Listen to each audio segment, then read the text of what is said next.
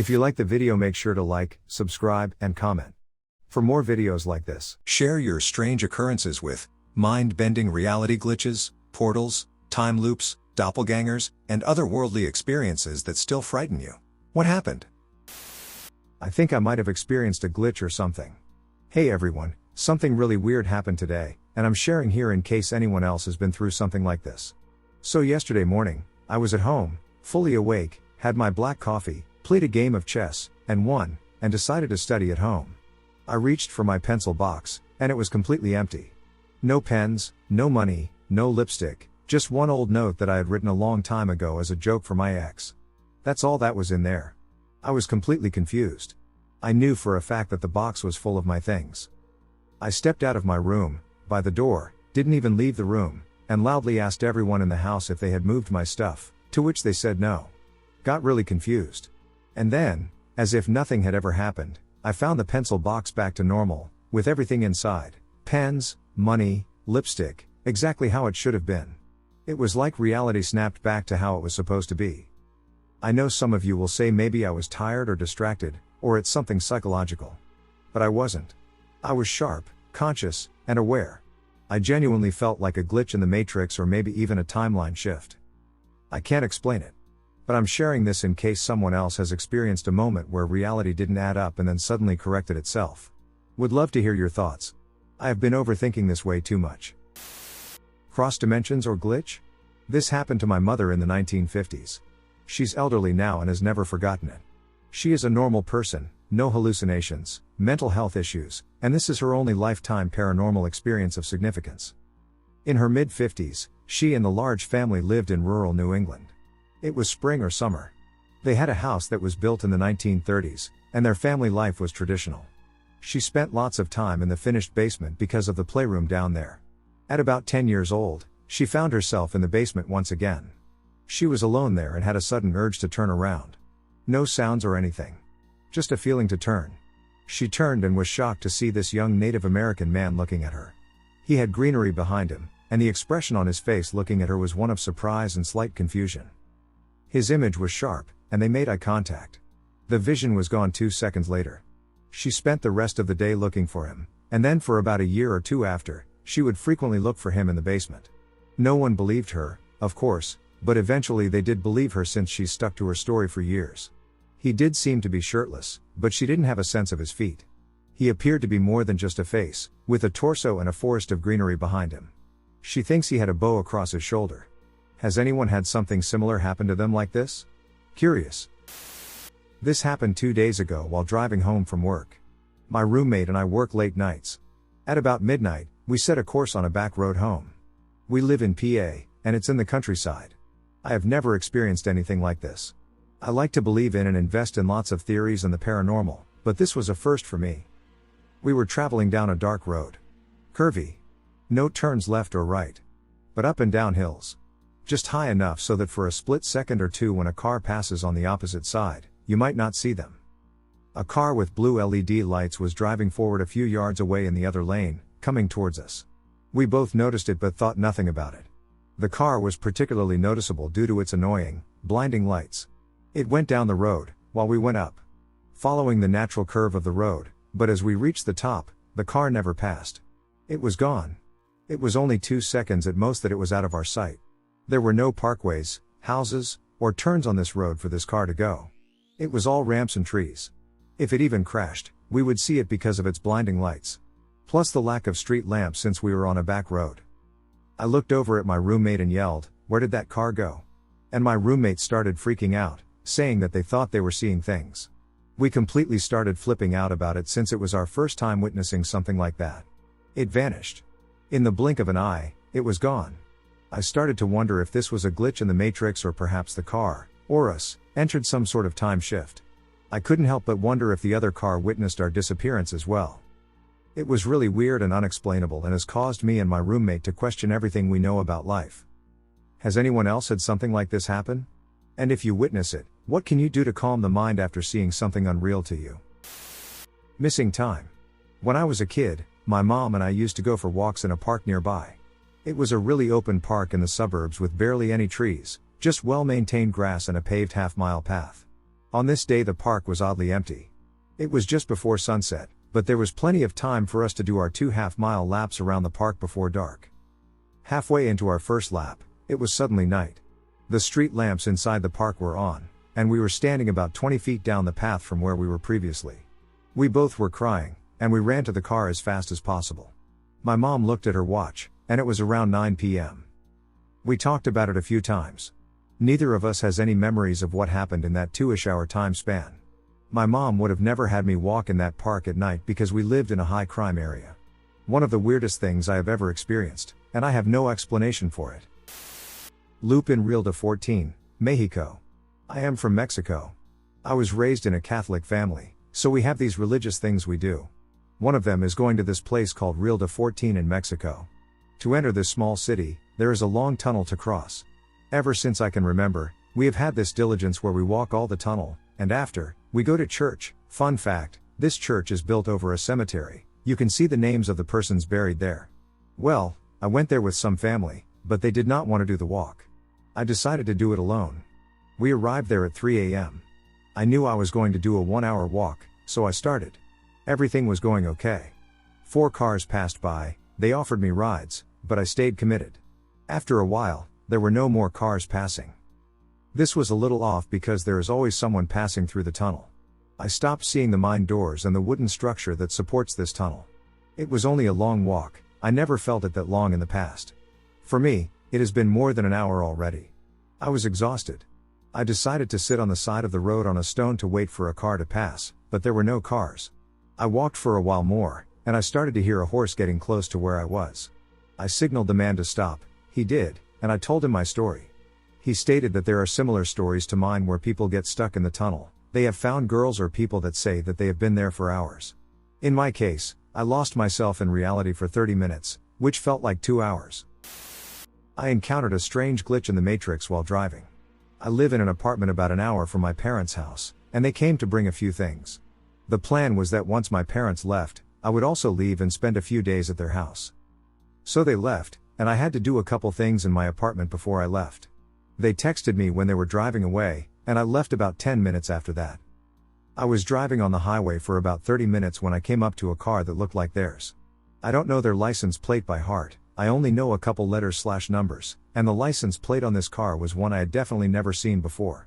As I passed, I took a quick look at the driver, and it was my dad with my mom in the passenger seat. They were going significantly slower than me, so they went out of view pretty quickly. It's important to note in my town there are multiple ways to get off the highway to get to my parents' house. The way I usually go is all back roads, so it saves about 5 to 7 minutes compared to the main roads.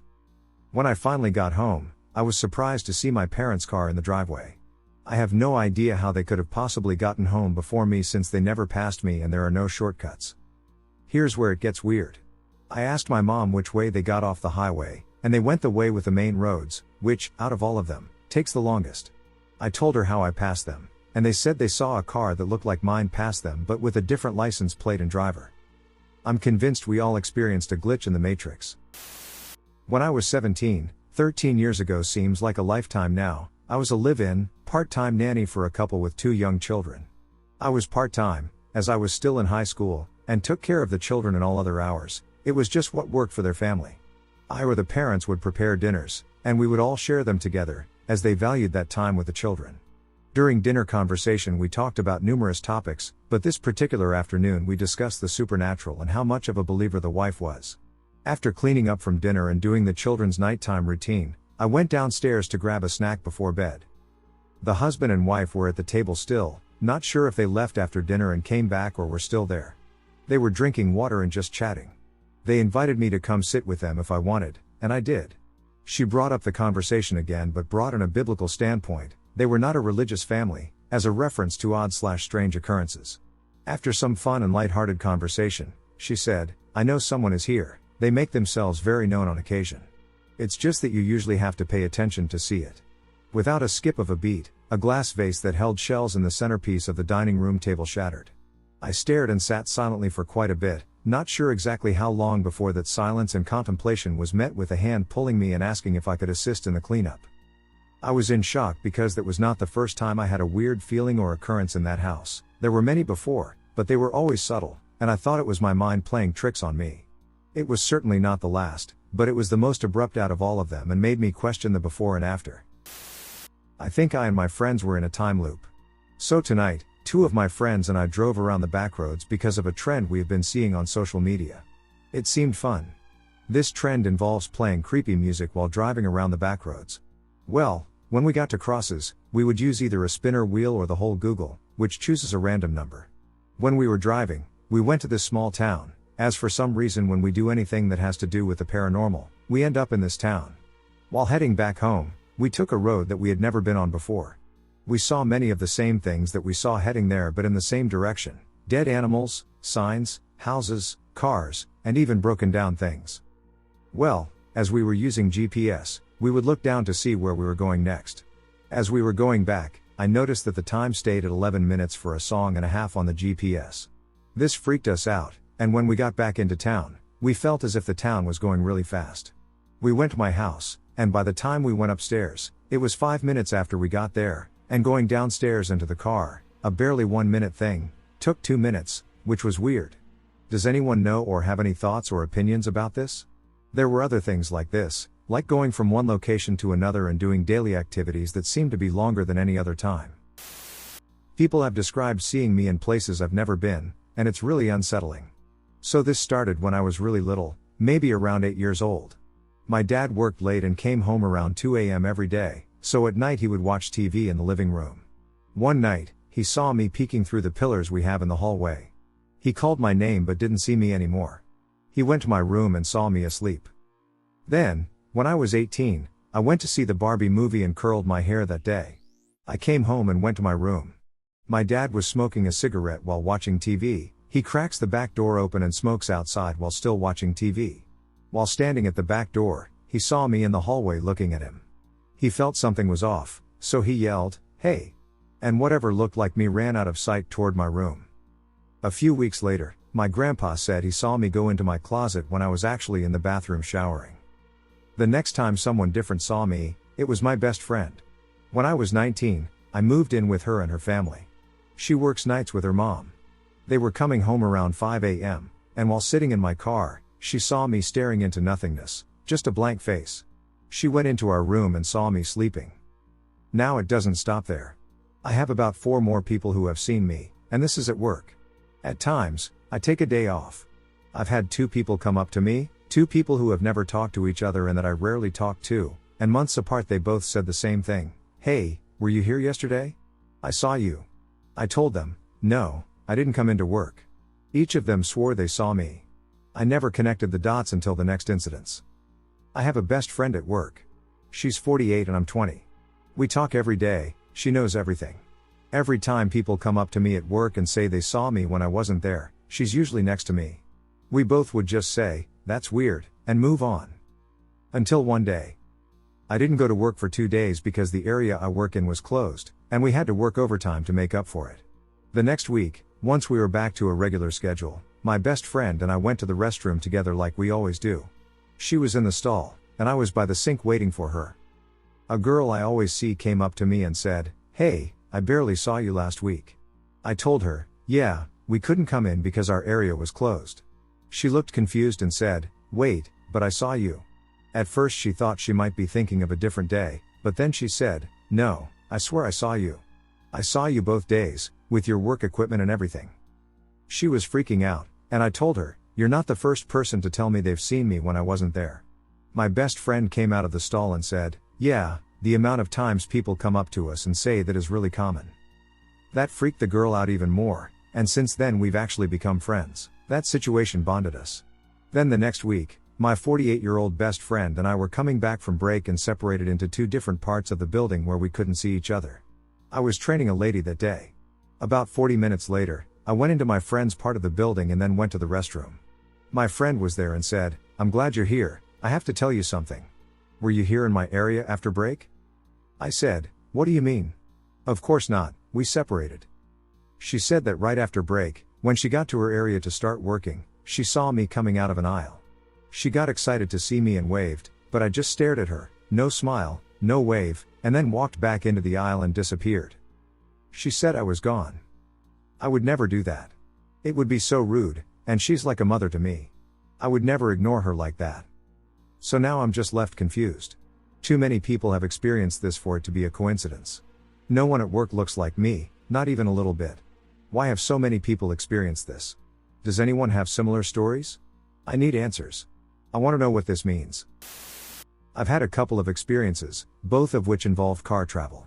First incident, I was riding in the car of my friend B one afternoon. We somehow managed to make what was usually an approximately 15-minute drive while a 4-minute song played on the radio. The song didn't repeat. He wasn't speeding. Weird as hell, and neither of us could explain it.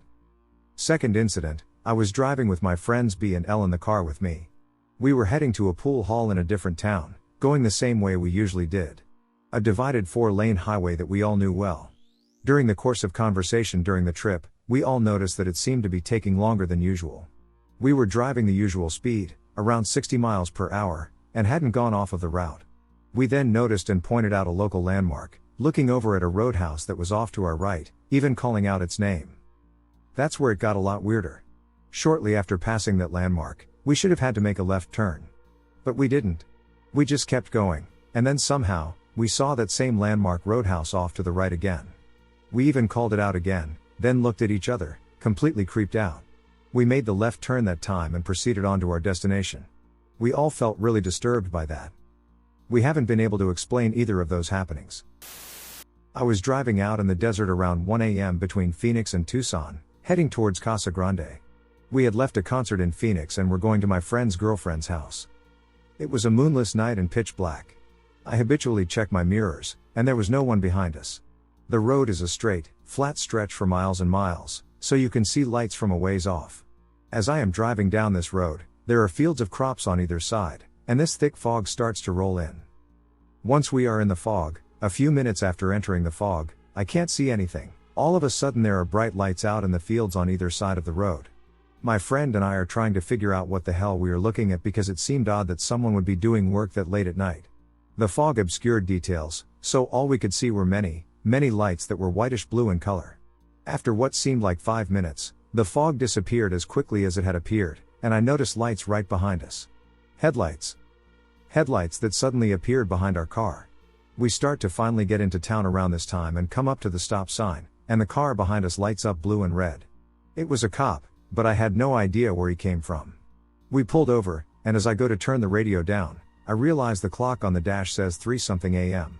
I was driving an 80s car that you had to set the time manually, and on top of that, Arizona doesn't have DST.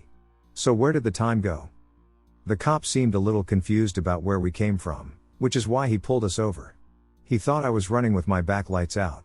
We didn't get a ticket but were very freaked out about the 2-hour time loss. What makes it crazier is the fact that because it was 3 a.m. now, we couldn't go to his GF's house and ended up heading back to Tucson. It was a very weird experience. Glitch in the Matrix. A few years ago I drove to my favorite local Mexican restaurant to get something to eat. I had called it in, so I didn't need to get a seat. When I pulled into the parking lot to search for a space, I immediately felt that strange sense that something was off. I shrugged it off, because for the most part I am a skeptic. After parking, I hopped out of the car and headed toward the building with the back of the parking lot to my right and the main road to my left, with the building in front of me. It's a place called Dos Margaritas in Gallatin, Tennessee, if you want to look it up. Anyway, I felt odd and glanced to my right only to see a group of 8 adults who looked similar in height, with all the exact same hair color and all wearing red t-shirts, presumably a family, all staring directly at me and not moving. I turned and picked up speed to get into the building. Just outside the front door to the restaurant there is a bench where people can wait for a table. 3 guys who were either twins or looked strikingly similar were seated next to one another on the bench, and, as I passed, all lifted their e-cigarettes to their mouths in exactly the same fashion and took exactly the same drag and blew what appeared to be strikingly similar clouds of smoke. They were all wearing red. I rushed inside, still feeling strange. It felt like a fever dream. Inside I saw a couple leaving. The man was very tall and muscular with no hair and a beard, and the woman was short, petite, and had long red fake nails. I'll get back to them, but they walked out to the parking lot. When I got to the counter to pay, I pulled out my credit card and handed it to the cashier and grabbed my bag of food, which was sitting on the counter with my name on it. When he tried to hand the card back, a man was suddenly standing next to me in a red t-shirt, reaching for the card. I snatched it, and the man just stared at me. "Sorry, I thought it was my card," he said before reaching into his pocket and pulling out his credit card. I swear he didn't blink the whole time. I pocketed the card and rushed out, convinced I was hallucinating or under some weird stress I was unaware of. I headed toward my car and noticed the strange groups I saw on the way and were gone. But the couple from inside was standing next to my car and seemed to be arguing. I heard a very deep, masculine voice shout, "I'll kill you if you try it." I picked up speed to get to the car and see if I needed to help. As I got closer, a mousy, petite voice squeaked, I'm sorry. They kept talking, and when I got close enough to see which voice was which, and you've probably guessed this, the deep voice was the woman and the petite voice was the man. They turned to stare at me, saying nothing. I hopped in my car and left. Are there 100 rational explanations? Sure. But I can't shake the feeling that something strange was happening in that place on that day. I used to work nights a long time ago. I was about 19 or 20 at the time. This was pre-cell phones. I got off work around 4 a.m., and it usually took about 30 minutes to get home. There is a fairly empty stretch of highway to get home, small farm in the middle of nowhere. Driving along the road, it was like I drove into a cotton ball. Everything was so white and so bright. It washed out the color. I could only see the road a few feet in front of me, so I stopped and pulled over. It was weird. No panic. Just a mild curiosity.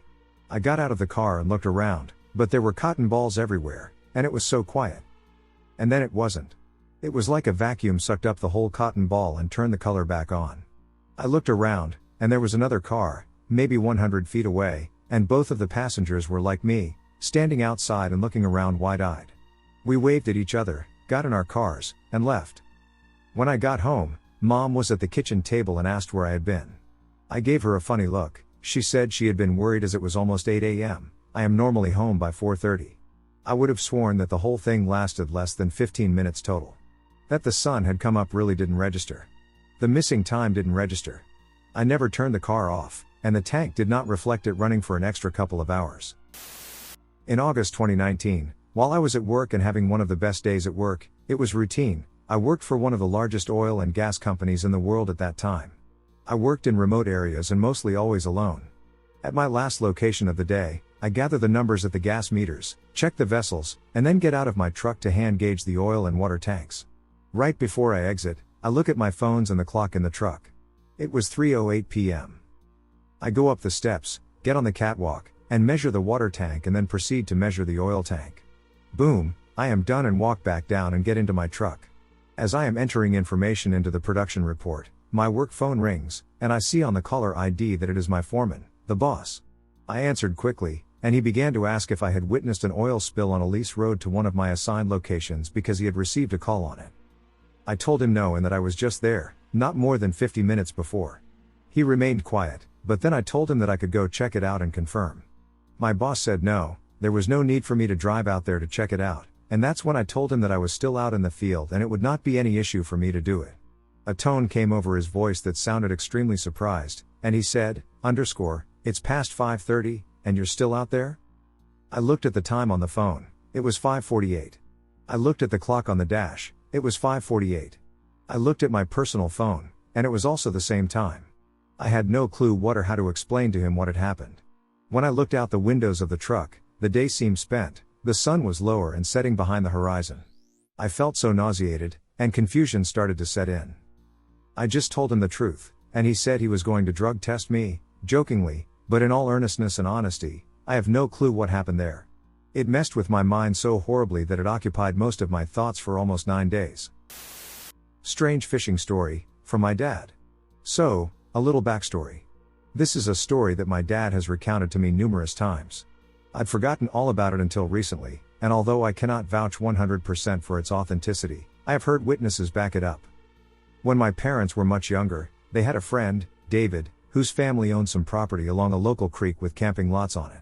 Since David owned the whole place, he and my parents and his other friends had access to the best lot, which featured a particularly deep fishing hole, well over your head, 6+ feet deep. The other lots would be rented out in the summer. I've heard dozens of humorous and semi-paranormal stories about their antics when they were younger, but this story has always been told with a degree of solemnness. On one particular occasion, my parents, David, and others walked out to their usual spot on the dock that extends several feet out over the water. Someone had left behind a large fold-up Bowie knife stuck into the dock. David, being upset that campers were trespassing onto his private lot, took the knife and tossed it into the deepest, murkiest part of the creek. The company joked about it as kids do and carried on through the rest of the night, fishing and partying. The next day they all came back to clean up the lot and retrieve their left-behind gear. Only, the same knife was stuck into the same spot in the dock. Now, it's totally plausible that someone dove out into brown, murky WV waters to retrieve their lost knife and stick it back into the wood. In the early hours of the morning. But who would do such a thing? My dad says they left it there, and eventually it disappeared or someone retrieved it. This story might not be as shocking as some others, but whenever I ask my dad to retell it, he turns totally solemn and swears it to be the truth. After a night in the woods, the radio in my car was different. This is not nearly as weird or frightening as other stories here, but still unsettling to me. One night, when I was a late teen or early 20-something, I went to visit a new guy I had just started dating. I was invited over to meet and have dinner with his parents, who he still lived with. I was surprised, when he gave me the address, to see that they lived way out in the woods. Like, the last half mile to their house was a really rough and rocky dirt road, and they were probably 2 miles from their nearest neighbor and maybe 5 miles from the nearest town. The car I owned, and drove to their place that night, had a crappy radio with some broken knobs on it.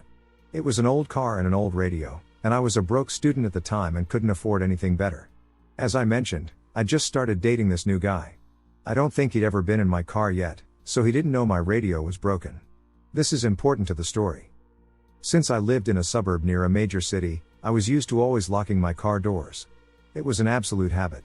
So, even though they lived way out in the woods, I still locked my car when I pulled up to their house. I went in, met his parents, we all had dinner, then he and I sat around and listened to some music for a while before I decided to leave and go back home. At no point were we alone. His parents were either with us or in the next room over from us, with the door open. And no one else was there. As I leave, I get into my car, wave goodbye to them, and start heading back down the dirt road. Somewhere on that dirt road, I went to turn on my radio with a broken knob. To my surprise, there was a new knob on there, totally different from the one that broke off a month or so earlier. I was shocked and fiddled around with the knob in the dark to try and figure out what in the world was going on. It was then that I noticed not only was the knob different, but the entire radio was totally different. How is this possible? My car had absolutely been locked, I remembered locking and unlocking it, and no one out there even knew mine was pretty broken. Not to mention, we'd all been inside the whole evening. When I got home, I did call and ask them if they happened to give me a new stereo, and they all said no. I made him ask his parents, and I'm sure he thought I was a weirdo, but then he confirmed that nobody in their house had done it.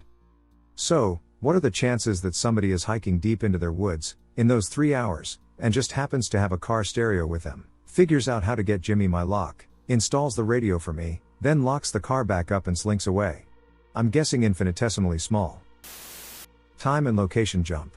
So I was leaving my best friend of 20 plus years home the other night. I have traveled this route numerous times. I know this route better than I know what's tattooed on my arms. Anywho, I pulled out of her house. And it's a straightaway. 2 stop signs. There was only a single right turn after that. Came up to the first stop sign. And there was no road to continue straight. And I only had the option to go left. Which threw me off bad. So I turned, and then I turned back around to just go back to her house and start over, assuming I'd done something wrong. Well, when I turned around to go back, I was 18 miles across town. 20 minutes away from her house. It's important to note that I had only been away for 5 minutes. My GPS was freaking out. My GPS kept glitching and changing the route as I drove, desperately trying to return to familiar territory. It took me over an hour to get home. I live 15 minutes away. Anyways, I still don't know what happened or why it happened. Anybody else? I've hated mirrors ever since. This is an unexplained experience that I had years ago. There doesn't seem to be much obvious meaning or reason to it. It was the middle of the afternoon, and I was home alone. As I am walking down the hall to go back to my bedroom to get a book, I start to feel uneasy. Something is seriously wrong, but I can't quite put my finger on what. At the end of the hall is a bathroom with the door open. The shower has a sliding door that's a full mirror. About halfway down the hall I begin to fixate on my reflection. As I get closer, everything appears normal. But I begin to realize this is the source of my unease. The t-shirt I am wearing is dominated by a large silk screen graphic. It's colorful and takes up the entire front of the shirt and even wraps around the sides. My reflection is wearing a plain black t-shirt. I pause and shake my head, then refocus on my reflection. Same thing, my reflection is wearing a plain black t-shirt. I take another step forward, pause again, and look down to make sure I am wearing the shirt I knew I put on that morning. Sure enough, a large colorful graphic was plastered across my chest and torso. After taking one more look at the mirror to confirm that the reflection was inaccurate, I turned tail and ran to my neighbor's house. I nearly met myself? Alright. This happened about 2 months ago, and I haven't stopped thinking about it. After stumbling across these glitch in the Matrix stories that keep coming up on my feed, I thought I'd share them with you all. I've got no explanation, maybe one of you does? I need to know if anyone else has ever had something like this happen. I work a pretty boring 9-to-5 job in a mid-sized office building. Every day, I go to the same coffee shop across the street around 2 p.m. for my caffeine fix. I'm such a regular that the barista, Sam, automatically starts making my order when he sees me in line. On this particular day, I left my office a little later than usual, around 2:15. When I reached the door in the lobby, I realized I'd left my keycard on my desk on the other side of the building. But that was no problem, the secretary, Sarah, signed me out on paper. This happens all the time. As I crossed the street and approached the coffee shop, I saw myself. Me, wearing the same clothes, same bag, same everything. Standing at the counter inside, chatting with Sam. I froze. My heart was racing, but my brain was like, no, you're imagining this. Maybe it's someone who just looks like you. But then this other me turned slightly, and I got a perfect look at their face. It was my face. Down to the tiny birthmark I have under one eye. I panicked. I turned around and walked back across the street without going inside. My hands were shaking. I kept telling myself it wasn't real, that I must have been overtired or something. But here's the thing, when I got back to my desk and looked in my bag, the coffee cup was there. The exact same coffee I was planning to order, with my name written on it in Sam's handwriting. I never went into the shop. I never bought the coffee. But there it was, hot and fresh like I'd just picked it up. I looked up at the clock, and the time was still 2:15, the usual time I'd get back after heading over and grabbing my coffee. But I'd definitely been outside for longer than a minute. It was like my timeline diverged. One version of me had split away at 2 p.m. and gone to grab the coffee, while I had stayed behind. And then when returning to the building, our timelines had merged again. Even scarier than this thought was, which one had I been at that time? Was I the original me, or was I some kind of duplicate for that time? I spent the rest of my workday just feeling very off about the whole thing. I didn't even drink the coffee. It got me to wondering about the stories of shapeshifters, or doppelgangers, I'd heard in the past, and I had to wonder if this is where some of those came from. Maybe two timelines split or converge, and you can be in two places at once for a short time. I wonder how many times this sort of thing happens without you noticing. I haven't told anyone at work because, let's be real, they'd think I'm insane. But the secretary at the office does remember me heading out, and she remembers me having forgotten my keycard. But she says it happened at 2, and it even says so on the log where she signed me out. I've gone back to the coffee shop since, and everything's been normal. Though weirdly enough, Sam didn't remember me coming. The next day when I went to grab my coffee, he asked if I'd been off sick the day before. So, if he never gave me a coffee that day, where did the coffee in my bag come from? Some parallel universe that collided with this one for a split second? How can he and Sarah remember things so differently? Which one of these is even real? I don't know. But I still have the cup. I wrote on it in red marker, "This came from nowhere." It's in my kitchen cupboard now. I keep checking on it, just to remind myself that I didn't imagine the whole thing. What the hell happened? Any ideas? Well, that sure is a spooky one. Kind of like my experience with my dad and the double moon. Strange that other people's memories can be affected or altered by these events. I saw myself skating. This happened not too long ago. I live on a university campus, which is not too big but pretty fun to skate from point A to point B. I woke up hungover from a night of drinking and decided to get a bottle of water and some snacks. I took my longboard because I couldn't be bothered walking and I was still a bit woozy.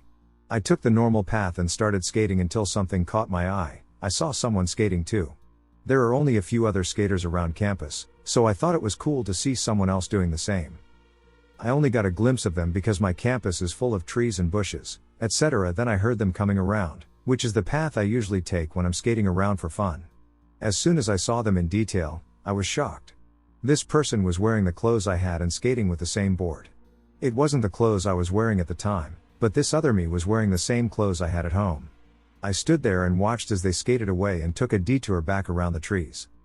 I didn't believe myself and thought it was cool that someone else had the same clothes and board as me, or I was probably still drunk and hallucinating. I went to the shop and bought my water and went home and slept. I woke up and did the usual browsing and checking in with my friends. I messaged my friend to see how he was doing since he drank more than me, and I left the bar slightly earlier than him.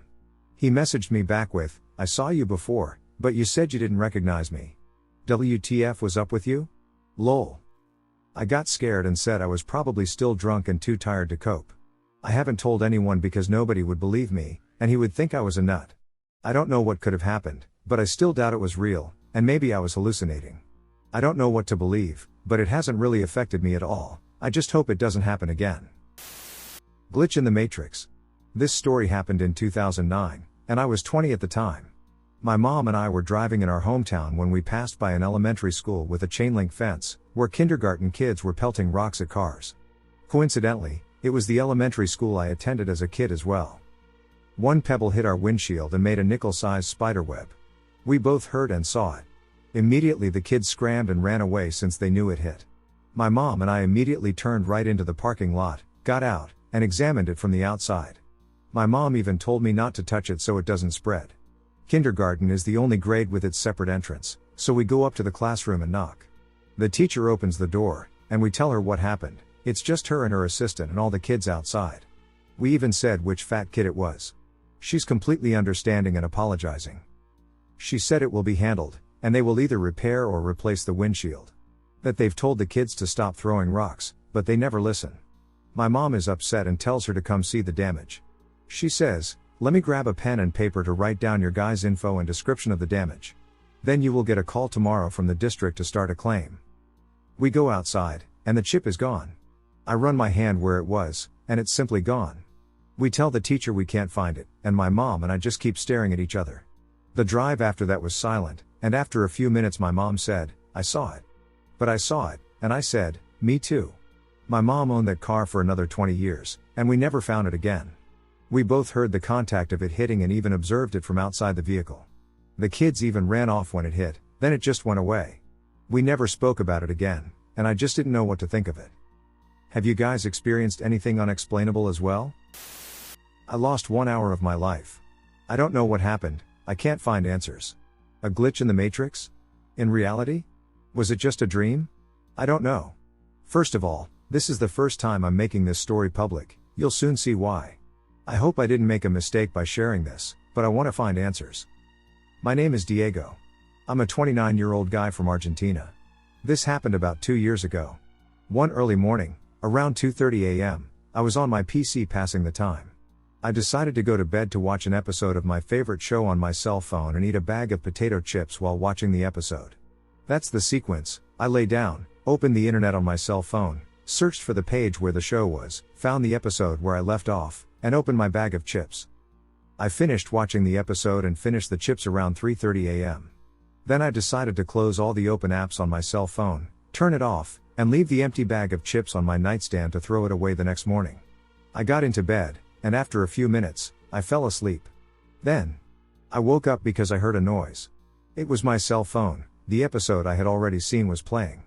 It was only 15 minutes into the 1 hour duration. How strange, I thought. I exit the show and see the time. It is 4:30 a.m. What? I sit up in bed and the bag of chips was next to me, almost full of chips. At first I thought, am I dreaming? How is it that the episode was playing if I closed all the apps when I finished watching that episode and turned off my phone? Did I turn it on while asleep, go online, search for the page, and find the episode? How does that explain the bag of chips being half full? And not crumpled where I left it? I remember watching the whole episode and eating all the chips. It was weird. The next night, when I fell asleep, I dreamed that I was in a place I didn't know.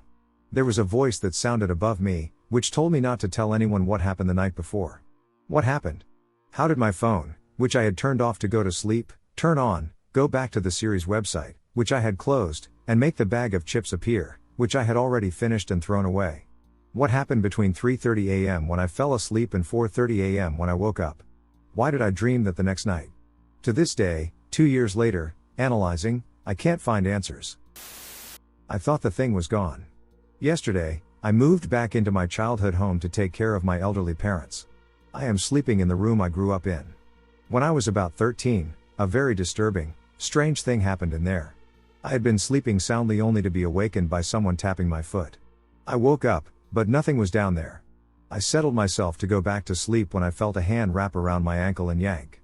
It didn't let go, it just kept yanking until it yanked me out of the bed and dragged me halfway across the floor. I was never okay sleeping in there after that, but nothing weird ever happened again. I am now in my 30s, and I thought that whatever it was must have been gone by now. I was wrong. Last night, in the middle of the night, my cat begged to be let in. I opened the door for him, and he settled on my bed to sleep. At about 3 a.m. he starts making his angry noises, and I look around to see what his issue was. I found him staring and hissing at my closed closet door. I scooped him up and tried to go back to sleep, but he kept returning to the closet door and screaming meow. I kicked him out of the room in annoyance and went back to sleep. In the morning, the closet door was open, and a few shirts were lying a bit away from the open closet door. My cat will no longer set foot in the room. I don't think my childhood creepy thing ever left. Now what? Missing time. I had what I can only describe as a glitch in the matrix. I travel for a living, and one of my territories, which I have traveled many times, is near where I grew up, so I know the roadways and surrounding towns well. So, today I left my home at 10:30 a.m. for a trip that takes me 2 hours and 15 minutes. About halfway through the trip I started to feel extremely tired, and I was coming up on one of the main towns that I passed through. I thought, I'll just get through this small town, and at the other end are a couple of restaurants where I can stop. I'll get out, go to the bathroom, eat, walk around, and wake myself up. As I'm sitting there at the top of this hill at this light waiting to turn right, there are some cars ahead of me. The next thing I know, I am looking around, singing a song on the radio, and trying to figure out where I am. I see a sign, I'm about 10 miles from my destination. This implies that I overlooked approximately 25 miles of my journey, which included navigating through towns, crossing bridges, navigating through stoplights, navigating through curves, and climbing hills. I realized that 25 miles of my trip were unaccounted for, and when I arrived at the client's location, I checked the clock and saw that it was 2:30. It took me 4 hours to make a 2-hour and 15-minute trip. I do not know where the time went, nor do I know where the miles went. I saw houses that never existed. At the time of the event, I was visiting with my dad and his wife. They live in a very small and very eerie town around 2 hours away from me. Most of the place is empty roads lined with trees that lead to small pockets of houses. Well, one day I decided to go for a walk, and I took a route that I normally take in the fall when the leaves have turned. You have to walk down towards the beach and then take a sharp right onto an inclining road. The road is long, and there is nothing on it except a small shack where a large electricity box is held. So needless to say, I was not expected to see any other man-made structures. I was nearing the peak of the hill when I saw it, 2 houses next to each other. Both of them were clearly abandoned because they were boarded up and falling down. I was speechless. How had I never seen this before? They weren't small, and no trees or bushes had grown enough to cover anything up. Something didn't feel right. I don't know how to describe it other than feeling like I was looking at a mirage in a desert. I went back to my dad's house and asked him how long the houses had been there, but he was totally confused because that road has never had any houses. The next day the three of us were out for an evening drive, and I convinced my dad to go up the road so I could show him. But the houses weren't there. There wasn't even cleared land where a house could have potentially been. I know what I saw, but I can't explain how it happened other than it being a glitch. Childhood event with lost time, 1972. When I was 5 years old, in 1972, we lived in a suburb of Washington, D.C. Nights in our neighborhood were particularly dark, as there were no streetlights at the time. One night, I suddenly woke up and looked at my glow-in-the-dark wind-up clock and saw that it had stopped. Then there was a bright flash of light outside of my window, which faced the side of the next-door neighbor's house. I got out of bed and went to the window and saw this light sitting on top of the neighbor's house. Next thing I knew, I felt like I was on a metal table. At the time, I remember thinking it felt like I was on a table at the dog's vet office. I realized that I was being examined by doctors, and no, I don't remember seeing anything representative of aliens. I could feel the fabric of the gowns the doctors wore brushing against my skin. I remember asking for my mom and crying, but I don't remember anything else about that part of the event. I woke up in the morning to my dad screaming his head off that he was late for work because the clocks had stopped. I ran downstairs to tell my parents what had happened to me, but they were too harried to listen. Sometime as my dad was getting ready to leave, he commented that even his wristwatch had stopped. So, Every clock in our house, electric and wind-up, had stopped at the same time. I can't remember the exact time, sometime between 4 a.m. and 5 p.m., and had not restarted. Later that day, when I finally got my parents to stop and listen to me, my dad told me I had imagined my experience and that it must have been some sort of electrical storm, but there had been clear weather that night. Dad was an engineer. I know something must have happened that night that was upsetting to me, as my mom said that I sleepwalked around the house and wet the bed for about a month after. Last year, I finally talked to a therapist about this, and she does believe that something happened but doesn't know what. She theorizes that it might have been something so traumatic that my brain created this entire memory as a way to cope. Although my parents said a few years ago that they do remember waking up in the morning and finding that all of the clocks and watches stopped at the same time. The therapist has offered to hypnotize me to try to determine what happened, but I don't want to know if there was something worse done to me. So there you have it.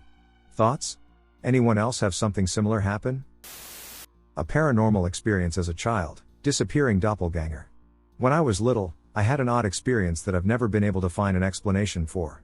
My great aunt, being the sweet older lady that she is, would often take me, my brother, and my 2 cousins on short overnight trips to the mountains. One afternoon, we had returned from one such trip, and I was playing outside at her house in the country. I remember standing underneath a large oak tree in her backyard, and it began to sprinkle rain. Now, my grandparents live in a house adjacent to that of my great aunt. There's a walking trail connecting the 2 properties together, with the view being skewed from my aunt's backyard by a row of Leland cypress trees that she had planted some years prior. However, from underneath the oak tree I could clearly see the extent of the trail and my grandparents' house further down the hill. I remember that as it began to rain, I experienced a strong desire to go visit my grandparents. In synchronous timing, I saw my grandfather walking up the trail to my aunt's house. He was wearing a blue t-shirt and was walking briskly as if to get out of the rain and find shelter more quickly. I ran around to greet him, my view being blocked momentarily by the row of cypresses, and to my surprise, as I expected to greet him, there was no one there. Confused, I went down to my grandparents' house and knocked on the door. I was greeted by my grandmother, and my grandfather was fast asleep on the couch. He was not wearing a blue shirt, and there's no way he could have been where I saw him. I don't really have an explanation for what happened, and it has been something that has stuck with me throughout the years due to the vividness of the event and seeing him there, only for the apparition to disappear. Thoughts? Some kind of weird feedback loop? Invisible horse and carriage. My husband and I, in the beginning of our relationship, ended up basically homeless. His dad had a project house we could stay in. It had no plumbing, no windows, tarps and plastic covered them, and no walls, only studs and all wires exposed. The original light fixtures ran on gas. The house is in a rural area with neighbors on all sides and is sort of near train tracks. Very rough 7 months, but looking back, it wasn't too bad except for having to poop in a bucket. However, the house had an unusual atmosphere, and even my cats occasionally behaved strangely. One night we both woke up in the middle of the night for no reason. I note that the cats aren't in bed with us, which is odd. He says, "I hear them upstairs, they're chasing something." That's when we heard the footsteps, and I mean like giant, clumping, work boot wearing footsteps. Cats run downstairs, and my husband goes up to check just in case someone came through the tarp covered windows. There's nobody there, but we both agree it just feels strange, and we settle back in bed. Maybe 5 minutes pass, and this noise starts. We are lying in the dark, and both of us can clearly hear a horse's hooves trotting on the pavement down the street.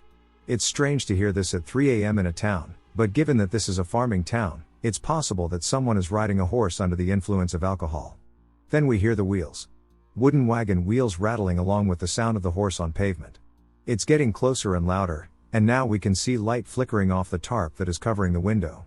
Flickering, bright and dim, sort of like a candle or lantern.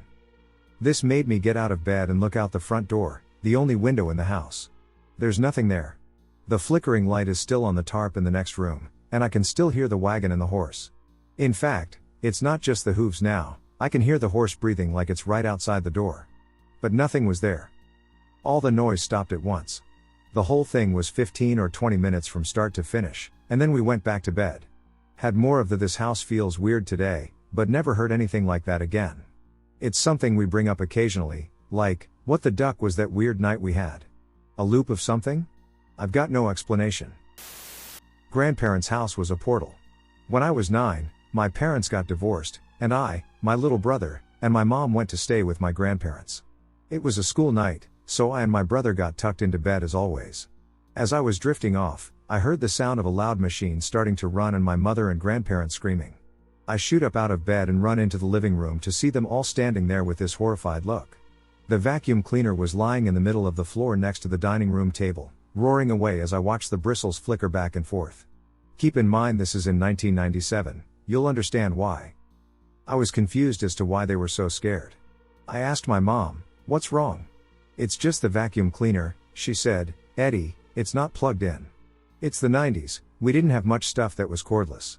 The cord was still wrapped up around the machine, 5 to 6 feet away from the outlet. I was completely baffled when I saw this and thought they were playing a joke.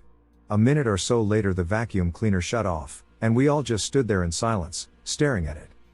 This was my first true experience with the paranormal and proved to me that there are things in this world we are not meant to understand. We would constantly see shadows of an older woman walking down the hallway, and the front doorbell would ring at random. My grandma thinks it was her mother messing with us. She could actually at times tell it to ring, and minutes later it would. Even though at times I was scared to be there because I did not understand what was happening at the time. This place holds a very special place in my heart. All of my family knows it was a portal for spirits and things we don't understand. Imagine a vacuum cleaner, equipped with a power cord, sitting in the center of your living room, operating at full capacity. Even now, the thought of your vacuum cleaner, with its cord still wrapped around it and nowhere near an outlet, fills me with chills. Glitch in the Matrix or teleportation? I live in a small apartment complex about 2 kilometers from my town. Today I had to go and buy new work pants. I went to get in my car, and a guy was standing in my driveway just staring. He was wearing distinct clothing, large blue headphones and a light gray trench coat, and had long black hair. My driveway is a dead end, there is no reason for a stranger to be standing there, so I asked him if he was okay, and he looked at me and then started walking out of my driveway. As I exited my driveway onto the main road, I closely observed him, suspecting he might be involved in some illicit activities. I pulled out and watched him in my rear view for as long as I could see him, and he continued to walk the same way I was driving, so I thought nothing more of it. I arrived at the department store and parked only a few meters from the entrance and walked in. The trip driving takes only 3 or 4 minutes, but walking is around 15 minutes. To my surprise, as soon as I walked in, this same guy was standing in the store staring at me. There is no mistaken identity, this guy has a distinct look and very distinct clothing. I made eye contact, and he turned his back and briskly walked away. There is no logical way he could have arrived at that store before me, even if he got into a car further down the road. I was well ahead of him, and the time it took for me to park and enter the store was no more than 30 seconds. It's freaked me out because I am a logical person and cannot for the life of me figure this out. I think I've been the victim of multidimensional thievery. This happened just last week. For the past 4 months or so, I've been wearing a crystal that I had my aunt, who does wire wrapping, wrap for me. It's a fairly large, about 2 inches high and just under an inch thick, smoky quartz that is encrusted with beautiful, sparkling red spessartine garnets. It was wrapped very minimally and simply, and I wore it upon a very thick Celtic weave chain that had a screw-together clasp. I wear it almost daily and have grown fond of it, even feeling comforted by its presence. Last Tuesday I had been wearing it as usual and had just gotten out of work. I was about to head to the gym and was just changing into my gym clothes from my work clothes. Just as I do every night, I unscrew the clasp on the necklace and set it down on one of my dressers. I then change out of my work shirt and put on my gym shirt and walk around the corner into the bathroom. My hair is in long braided pigtails, and I go to move one behind my shoulder and feel something and hear a jingle noise. I look in the mirror, and the chain is around my neck. Undone, with both screw ends just draped on either side of my neck. No crystal. Now first off, let's say, just for the sake of ruling things out, that I had some kind of stroke and just imagine taking it off. There's no way the chain would have remained in place like that and not fallen off my neck after I both changed out of one shirt and put on another shirt. It's really lightweight. Made of silver-plated wire that's woven in a hollowed-out tube, a bit hard to describe. But it's very light. To rule out possibilities, let's assume I had a moment of forgetfulness and only unscrewed the necklace without actually removing it. If it had been in front, the crystal would have fallen off one of the open ends. If the crystal were positioned at the back behind my neck, it would have fallen along with the chain due to its weight. Or I just took the crystal off, set only that down, and just absent-mindedly left the chain on, and somehow it defied all physical laws and somehow remained draped delicately around my neck through 2 sets of changing and rapidly walking around my room getting ready. Where then is the crystal? I first look on my dresser, where I usually put it when I take it off, it's not there. I start looking all over the floor. I search the entire floor and even under the beds. Nothing. I search every place, and it's just gone. So I must mention at this point that I am currently living in a hotel, which I work at. So this took place in a hotel room. Just this past weekend, I emptied all the belongings from my current hotel room to move back into a larger and better room that I had previously vacated for a couple of weeks due to maintenance. Absolutely every speck of that room was emptied and looked over repeatedly. I must have looked under the 2 beds in that room with flashlights about 10 times, thinking it had to be there. Nope. Mimic or glitch in the Matrix? Last week I was watching some videos online regarding spooky story time about glitches in the Matrix and mimics and so on, and I suddenly connected this experience to something that happened to me years ago. I don't remember the year, but it was between 1996 and 1999. Just a little side note, my house was built in the mid-16th century, right after the castle on the other side of the street. We are quite accustomed to strange movements, sounds, and other unusual occurrences. Anyway, one evening my mom sent me to take a bath while dinner was getting ready. Nothing special, just everyday routine. I fill up the bathtub, Mom comes to check on me, I jump in, and I see her going up and down in the house. The bathroom door has an opaque glass in the middle so you can't see the person perfectly, but you can see the shape if someone is walking in front of it, and, of course, I knew very well the difference between my 43 kilograms mom walking by and my 90 kilograms broody dad walking behind the glass. Every time my mom walks by, she is saying something about dinner or school. She goes right to left in the laundry room and gets out, left to right, to the kitchen. She repeats this pattern, moving from left to right a total of 3 times. Then I see her going left to right again. How did she manage to go back to the laundry room without me noticing? But I didn't see her moving the other way around. I can't see her clearly, the shape is similar, but something seems off. My mum was athletic and very energetic, she wouldn't be walking slowly, slightly hunched. She would walk across the glass in one step, but whatever was there took longer. All of a sudden what I thought to be my mom just asked, "Ready?" Meaning if I was ready to get out of the water. At that point my mum's voice reached from the kitchen, asking what I just said.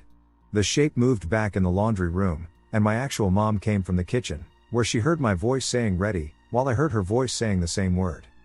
I was not older than 9, so I didn't pay much attention to this, especially because my mom just brushed it off with "we always know when we need each other." We said we could call each other just by thinking about it, and for my child, that was magic. Just wondering now, what was that thing? A mimic? Could it have been a glitch in the Matrix that my mom unintentionally crossed? A spirit? A doppelganger? What are your thoughts? Thanks for listening to this. I've had what I would call a small-time glitch like this. Even though it was pretty minor, it really shook me at the time and made me question my sanity. About 5 years ago my teenage son had a serious mountain biking accident resulting in multiple injuries, including a broken nose and deep facial lacerations. I let the ER doctor and nurse patch up everything except his facial injuries and insisted on the plastic surgeon on call to set his nose and close the facial wounds. Fast forward about 10 days when I took my son to the plastic surgeon's office for a follow-up and suture removal. An Asian woman sat 2 seats away from my son in the waiting room with 2 or 3 other patients. I noticed her when we walked in because she was quite attractive and well dressed. After about 5 to 10 minutes, a staff member opened the door and called out to the Asian lady patient, introducing himself, saying, "Hi, my name is Brian, and I am Dr. Wynn's medical assistant." She went through the door with him, and it closed. Another 5 minutes or so went by, and the same staff member opened the door and called the Asian lady patient's name.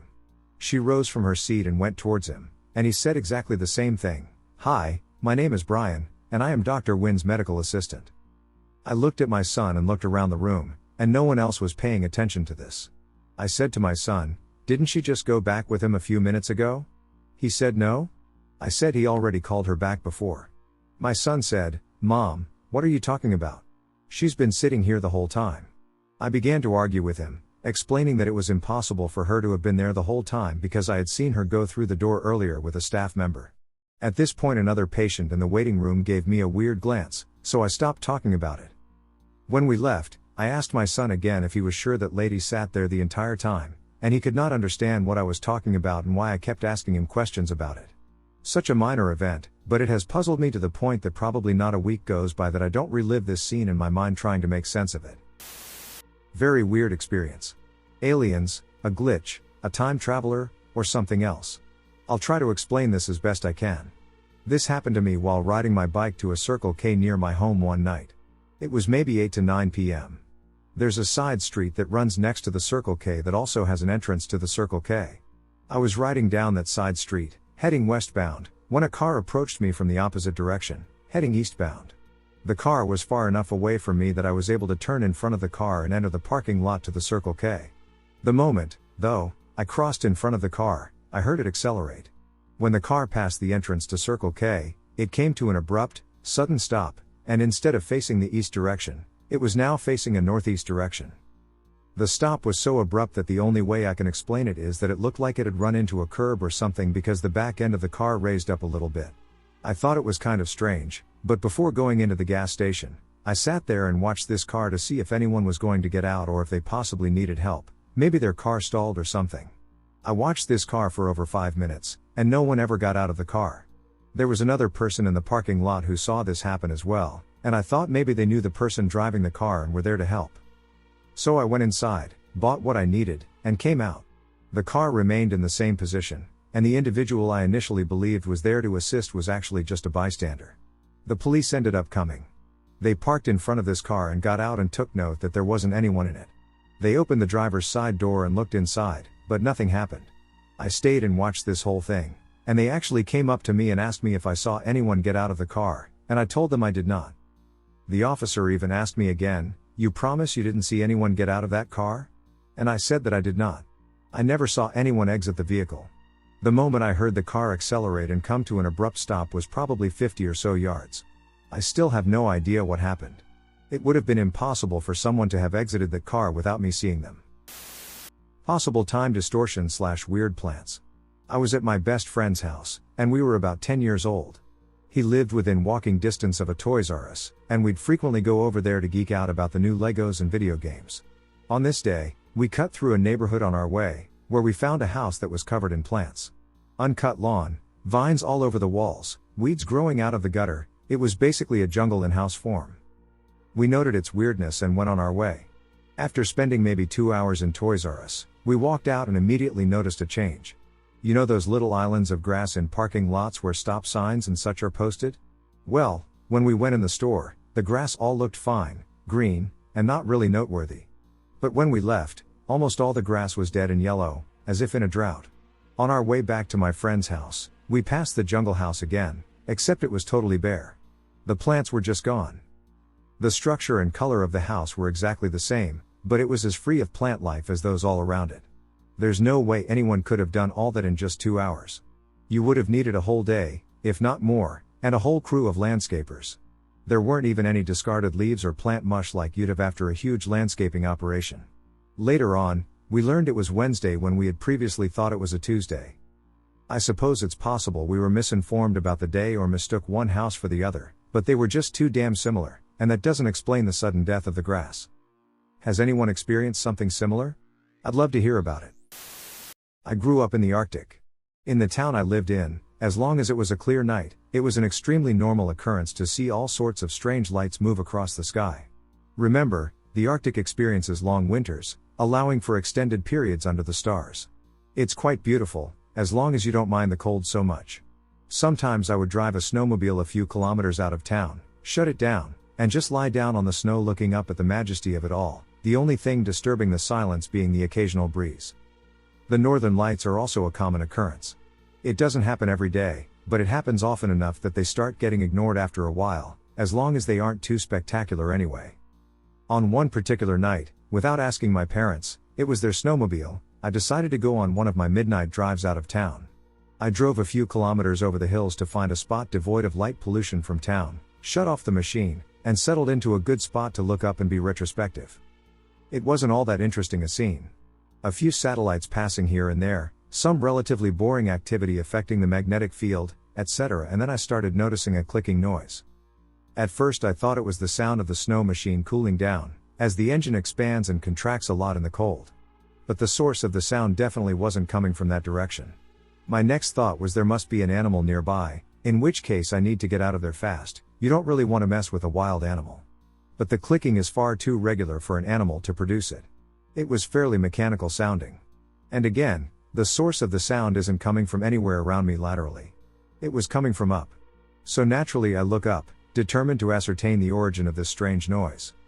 I see what I always see: stars, northern lights, a lazy satellite crossing the sky, all normal stuff. But before I dismiss it altogether and begin heading home, I notice something strange in the aurora borealis. There were 3 rather strong points of light. I ignored them at first, thinking they were oddly symmetrical stars, but this proved false. They were definitely getting brighter. I kept staring in morbid fascination as they grew stronger and stronger, yet still only remaining single points in the sky. All the while the clicking noise is getting louder and louder and more pronounced, almost like someone started with tapping a pen on a desk and progressed to clacking billiard balls together inside my head. Then it stops. The lights are gone, the clicking is not heard, and aside from being a little stiff, cold, and rather petrified, I'm fine. So I jump back on the snowmobile, thinking maybe I'm going crazy. The machine takes a little longer than usual to start up, and I'm beginning to worry, but soon it's running, and I'm heading back to town. As I'm driving back, several plausible scenarios as to what occurred are running through my head. I'm thinking it could have been a helicopter from the mine, or some strange northern lights behavior, etc. Probably not that big a deal. I pull up to my house. Lights are all dark. Strange. It wasn't that late when I left. Open the outer door as quietly as possible, remove winter gear, and enter the inner door. The house is quiet. Really quiet. My parents are teachers and are usually up late marking or watching TV. All I'm thinking is I have to get to bed without anyone noticing. Proves to be easy, as I'm soon under my covers. I go to set my alarm for the next day. All of a sudden everything makes sense. The engine was hard to start and stiff, it was rather chilly, and nobody was up when I was gone for what felt like a relatively short period of time. It was almost 11 p.m. when I left, and now it was creeping up on 6 a.m. I stood, staring at clicking lights for almost 7 hours. I never ended up sleeping that night, and I don't go on late night snowmobile rides anymore. Missing time/misplaced location? So my friend and I had something strange happen last weekend, and I thought I'd share it here in the possibility of someone shedding a little light on the situation. I live in rural Georgia, about 30 minutes north of Savannah. I live on a dirt road, and several others branch off from it. You can ride for miles and miles and never touch pavement. As such, we decided to spend the evening relaxing and riding our four-wheelers. I had just finished rebuilding mine and was looking for a good shakedown to see what else needed fixing. My friend brought his cooler along packed with ice and cheap beer. Yes, I know what you're thinking. It's extremely rare to meet any other vehicles while we're out, and we don't go overboard, and we set off. We rode approximately 30 minutes and decided to stop and let the ATVs cool off and have a cold drink. We pulled off the road and onto a large soybean field to our right. 90% of the land around here is farmland. It was an extremely pleasant night. Scattered clouds blocked out most of the moonlight, but there was a breeze, and it was around 75 degrees. We stood around drinking our beers and chatting like friends do, talking about nothing in particular: work, women, future modifications to the ATVs, and just catching up with each other. That's the last thing both of us remember. My next memory is driving my four-wheeler down the road, with no lights on, with my friend right beside me on his, also with no lights on. We almost simultaneously look over at each other with a wait a minute look, flip our lights on, and stop in the middle of the road. I see a large shelter with several tractors underneath. I recognize it from my previous trips, but it's around a mile from where we stopped. My friend just kind of looks at me, and I look back. Neither of us says anything because we both know what questions we have but can't think of any answers. My ATV is a Suzuki Quad Sport 230s, a kickstart model. Not only that, but I have to crack the throttle to get it to start, and it's a manual clutch, not the sort of thing I can drive without at least some degree of thought. I was close to finishing my beer. I haven't even drunk a whole one yet, and I'm by no means a lightweight. Neither of us are, and neither of us felt drunk or buzzed when we came to. It was like we both blinked, and we were just somewhere else. We decided to turn around and investigate. We can follow our tire tracks and confirm we're the only ones who have been down this way.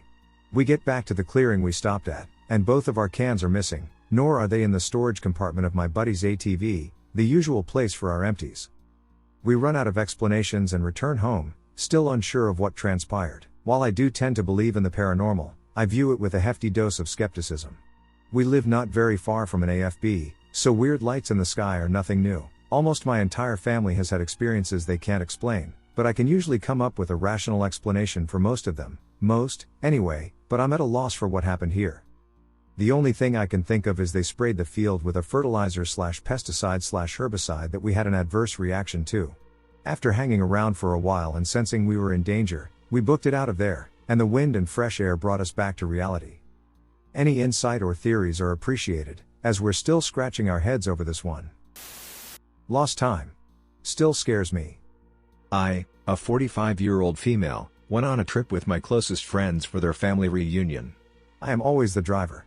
Call me a control freak or whatever, but there's a very small number of people who I can handle being behind the wheel when I am in the car. This incident happened a while back, but I've just now gotten the nerve to put it down into words for all to see. Anyway, it is about a 6.5-hour drive on a single interstate, I-6 East, to the location of the reunion. We spent a few days and had a great time. When it came time to return home, however, things got strange. We left the hotel and I drove for about 5 hours, stopping once for gas. I clearly remember the discussion about eating and stopping at a chain restaurant for a quick bite. After stopping the car, I looked at the time left for the drive and the GPS said we had over 5 hours remaining to get home. We left around 1:30 p.m. and stopped to eat at around 6:20 p.m. My dearest friend has health issues, and we ended up getting a hotel room since she couldn't do another 5+ hours in the car. I couldn't sleep and kept rolling it over and over again in my head. The next day, we jumped in the car early and were home by noon. I was and am so confused by it all. There was no time change either way and the others in the car seemed to have little to no concern about it. My GPS shows I had no deviation from I-64, and I have receipts from the hotel, gas station, and restaurant. They add up about right, but that certainly doesn't explain how I still had so much time left to drive.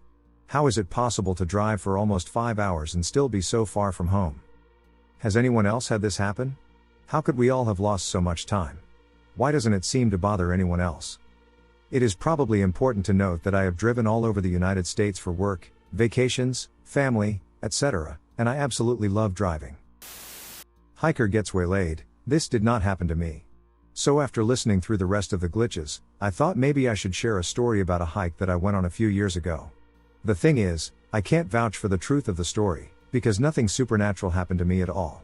My friend Jay and I wanted to go hiking/climbing at a place called Lake Eegee, Kentucky. This guy who was in our group of friends, D, had constantly been hitting on me, and I let him know several times that I wasn't interested, but he continued to do it. He invited himself along on our day out, and we didn't want to be rude and tell him that he couldn't come, so we headed out to the spot. The way this place works is that there are a series of trails, followed by a rock climbing wall, and at the top, there are fire pits where you can roast s'mores and enjoy other activities. So we take the trail and hike up to the rock face, just talking and laughing, snapping pics, etc. D falls behind, but we don't think much of it, because he's new to being outdoors and still getting in shape, and to be honest, like I said, he made me uncomfortable anyway, and he invited himself, and we didn't really mind getting ahead of him. We continue climbing without D, enjoying the scenery, building a fire, roasting s'mores, and chatting, which was our original plan. It's taking D forever, so Jay and I lie on the rock to do some cloud gazing while we wait on him, and I fall asleep. Jay wakes me up from my nap and tells me that D never made it up. We decided that he probably didn't want to climb the rock face because, like I said, he wasn't in the best shape and had finally realized that he had been spurred because we ditched him and had gone back to Jay's car to pout. So we climbed down, went back down the trail, and he wasn't there. We were like, what the hell? Because it was a straight shot. The beginner trail was very clearly marked and very heavily trafficked, there was a college nearby, and people were always up and down that place, so there was no way that he would have wandered off or anything. So we sit there and wait on him because we figure that he's pissed because we ditched him, and that's fair, but to my credit, leave a witch alone when she spurns you. Don't make shit awkward. Anyway, as the sun started to set, we began to think that he might have actually gotten lost, so we decided to search for him. If we couldn't find him quickly, we planned to drive to a location with a signal to call the police for assistance. We had just made it to the start of the trail when he came out, covered in forest filth and super pissed. His story was majorly different from ours. He said that he was following us, watching us take pictures, listening to our bullshit, etc., and he was behind, but not that much. Not so much that he ever lost sight of us. So he kept following us, and he noticed that the woods were getting thicker, but he didn't know anything about hiking, so he thought that was how it was supposed to work and didn't question it. So the hike is getting rougher and rougher, and he keeps telling us to slow down, but we don't. Eventually, he loses sight of us and looks around, and he's in the middle of the woods. No trail. No indication of human life. Not even the trash that usually lines the woods. So according to him, the entire day that we spent hiking, rock climbing, And picnicking around the campfire, he was following two people who looked identical to me and Jay deep into the woods until he lost sight of them, and then he had to try to find his way out after he was completely lost. He never believed us when we told him that we had stayed on the trail and followed the exact plan we had spoken about at the party the previous day. He insisted repeatedly that we were using our superior hiking skills to deliberately lead him off into the woods, although it was unclear why he thought that. Like he literally thought we were going to leave him for dead. On a trip, by the way, that he invited himself on. It isn't like we planned it as a murder attempt, we couldn't have, because he wasn't supposed to come. So, a normal, happy day for us, but he followed some doppelgangers deep into the woods and got lost. Like I said, I'm not sure that I believe him. This is particularly concerning because he claimed that he never lost sight of us. Because our first instinct was to ask if he was sure he hadn't just seen some people who looked similar to us from a distance, and he swore up and down that he watched us from the second we stepped out of the car until he eventually lost sight of us deep in the woods. Went back in time a few seconds. This experience is something I truly cannot explain and is something I think about all of the time. One night, I picked up dinner from a fast food restaurant and drove home. After parking, I opened the car door with my drink in hand and stepped out.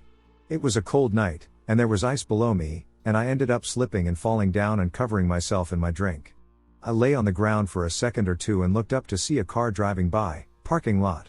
I remember feeling so annoyed and embarrassed that the car saw me. Then, I swear on everything I believe, I blinked and was then suddenly sitting in the car again, about to step out. I looked down to see the ice and the drink in my hand. My clothes were dry, and I looked to my left to see the car drive by.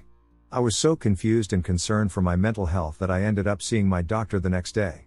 I still genuinely believe this happened, despite having no explanation for it. I felt the ice on the ground and the pain of falling and the cold soda covering me. I saw that car drive by both times.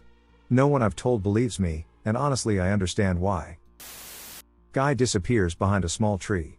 I was walking with my parents and my dog at about 11 p.m., and we saw a guy smoking and walking in front of us going the same way as us. My dog is a feisty one, so we kept our distance behind him so she wouldn't growl. She has stranger anxiety. The path wound around one of those green electric boxes and then near a small patch of pine trees, not dense enough to hide in.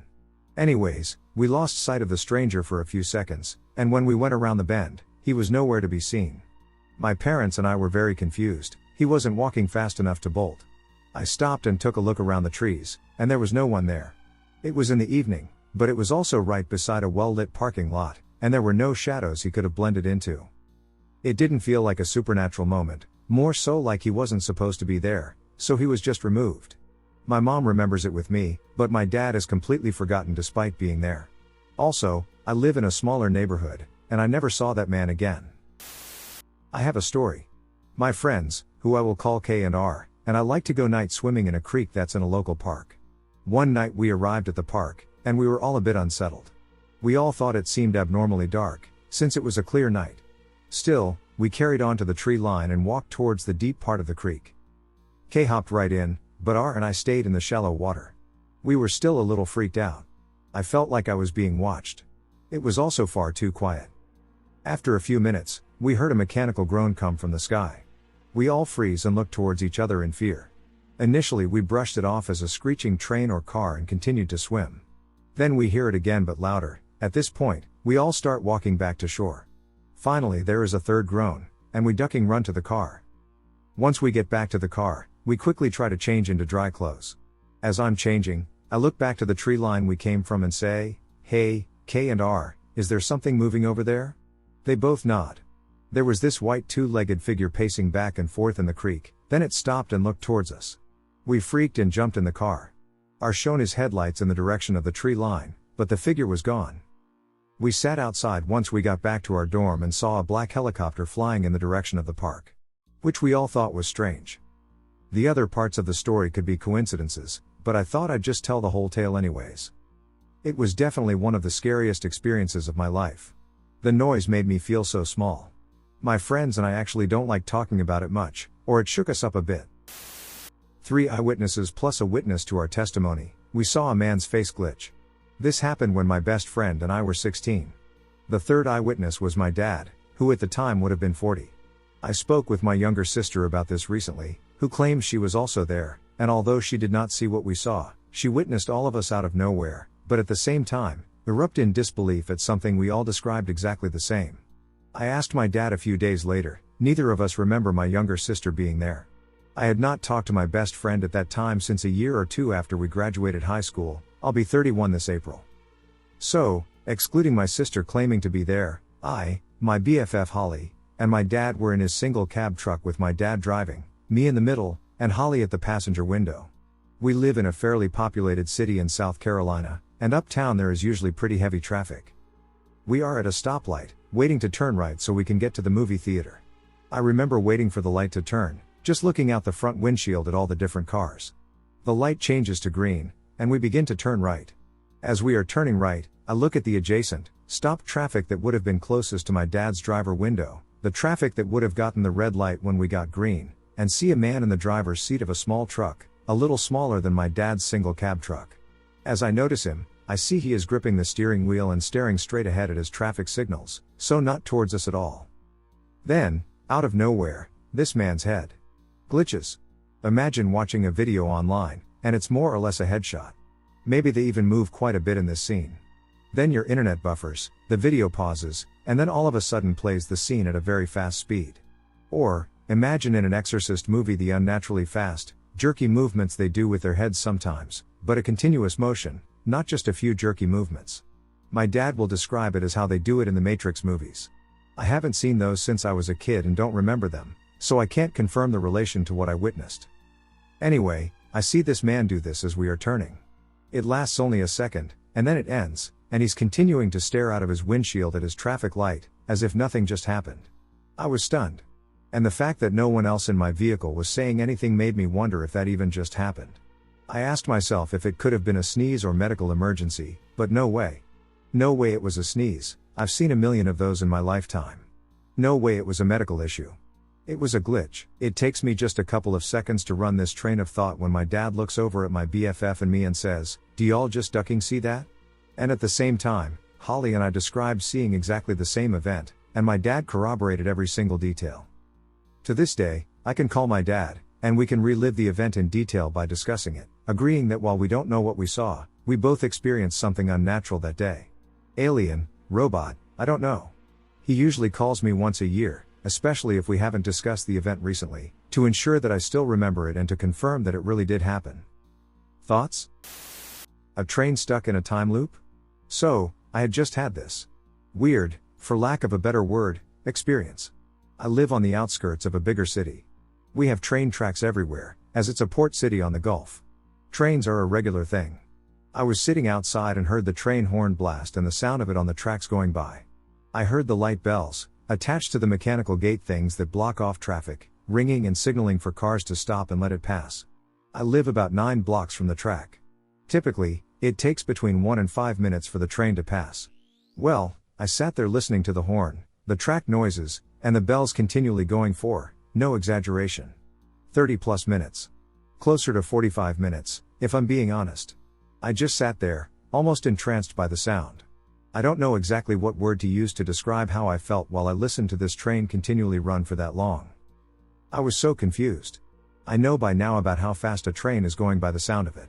It was going faster, not slow. Furthering this unexplained mess, I could still hear the train horn long after it should have been out of hearing range. I should have pulled out my phone, but I didn't actually see the train to record it. It was like the never-ending train or something. I finally just went inside to cook and shower after I dragged my attention back to a coherent state.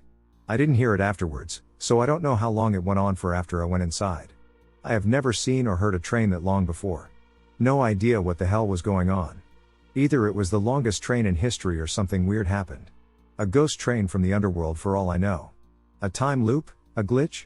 Maybe it's nothing, but it was odd nonetheless. In addition, I've also noticed a huge increase in helicopter and airplane activity in the area. Enough to make me notice. We live nearish to a well-known space center. They have their own railway entrance into the facility. NASA has to physically change the direction of the track to get to their track and entrance. Connected? I don't know. Just really off-putting. Maybe I'm just saturated with horror/weird/conspiracy content, and I'm making something out of nothing. Thoughts? Time loop story. I'm a 23-year-old male, and around 8 years ago, I studied at a language school in Dublin, Ireland. We were there for 2 weeks, and one day we went on a trip to a nearby fishing town. Sadly, I don't remember the name. It was the weekend and probably a local holiday because the streets were packed, and some festival was underway. We arrived with the group, had a brief tour around town, and then got some free time. My friends and I decided to walk around the city center and check out a few shops. There were 4 of us, me, my best friend Miles, his sister Mary, and our mutual friend Anne. We decided to split into pairs so the guys could do guy stuff, and the girls could do their thing. Miles and I had a good time exploring. We ate, met bus friends, and bought souvenirs, and soon it was time to go. We had agreed to meet in front of a tea shop or cafe, I don't remember exactly, but it had a beautiful light blue facade that really stood out, so we chose it as our meeting point. As we were approaching the cafe, we realized we were on the opposite side of the street and needed to cross. At that moment, Anne called me and asked where we were at. I told her we just had to cross the street and would be right there. She said she was already waiting, and Mary was inside paying for something at the counter. I saw Anne, we waved at each other across the street, and I hung up. The sidewalk was really narrow, there was a bus stop in front of us, and a bunch of people were getting off, so the crowd was pretty dense. The nearest crosswalk was just past the bus stop, but Miles and I looked at each other and decided to make a detour through an alley on our right and try to go around the crowd. We saw fewer people on the street as we left the alley. I wouldn't say we felt uneasy or that the streets were suddenly empty, nothing dramatic like that. But it was noticeably quieter, just enough to feel a bit off. We figured the bus had picked up a bunch of people and left. We crossed the street, and I immediately noticed that Anne wasn't in front of the cafe anymore. I pulled out my phone to call her, but I had no signal. Miles checked his, same thing. We didn't think too much about it and went inside the shop to look for them, but it was empty except for the cashier. We asked if Mary had just been there, and the cashier said we were the first people to come inside in a while. We walked up and down the street, but the girls were nowhere to be found. At first, I thought they had run off somewhere or were just messing with us, but that seemed less likely by the second because we were supposed to meet 20 minutes before our bus left. Miles and I looked at each other and realized we had no idea what was going on. We had already spent a considerable 10 minutes searching for them, so we needed to proceed to the bus as soon as possible.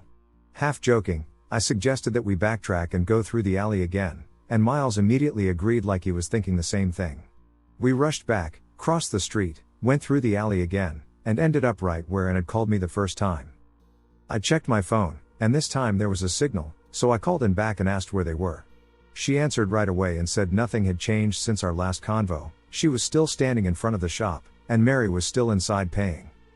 The crowd at the bus stop was back. Miles and I squeezed through, crossed the street, and sure enough, Anne was standing right there like before. A moment later, Mary walked out of the shop. They greeted us casually, then noticed we looked a bit puzzled. Immediately we both joked that we had just gone through a time loop. On the way back to Dublin, I checked the call times. The 2 calls to Anne were 2 minutes apart. I didn't show Miles because I knew he would be unimpressed. Neither of us knows what that was, and we never really talked about it again. I saw my coworker randomly appear in a different location. This happened a couple of years ago at my old job. I worked in a pharmacy where there was no way in unless it was through the front of the store. On this day, I saw one of my coworkers at her station, and I went outside on break, which was usually when she left. On my way back in, I saw my coworker, pharmacist, at her car with the trunk open, and it looked like she was putting her stuff away.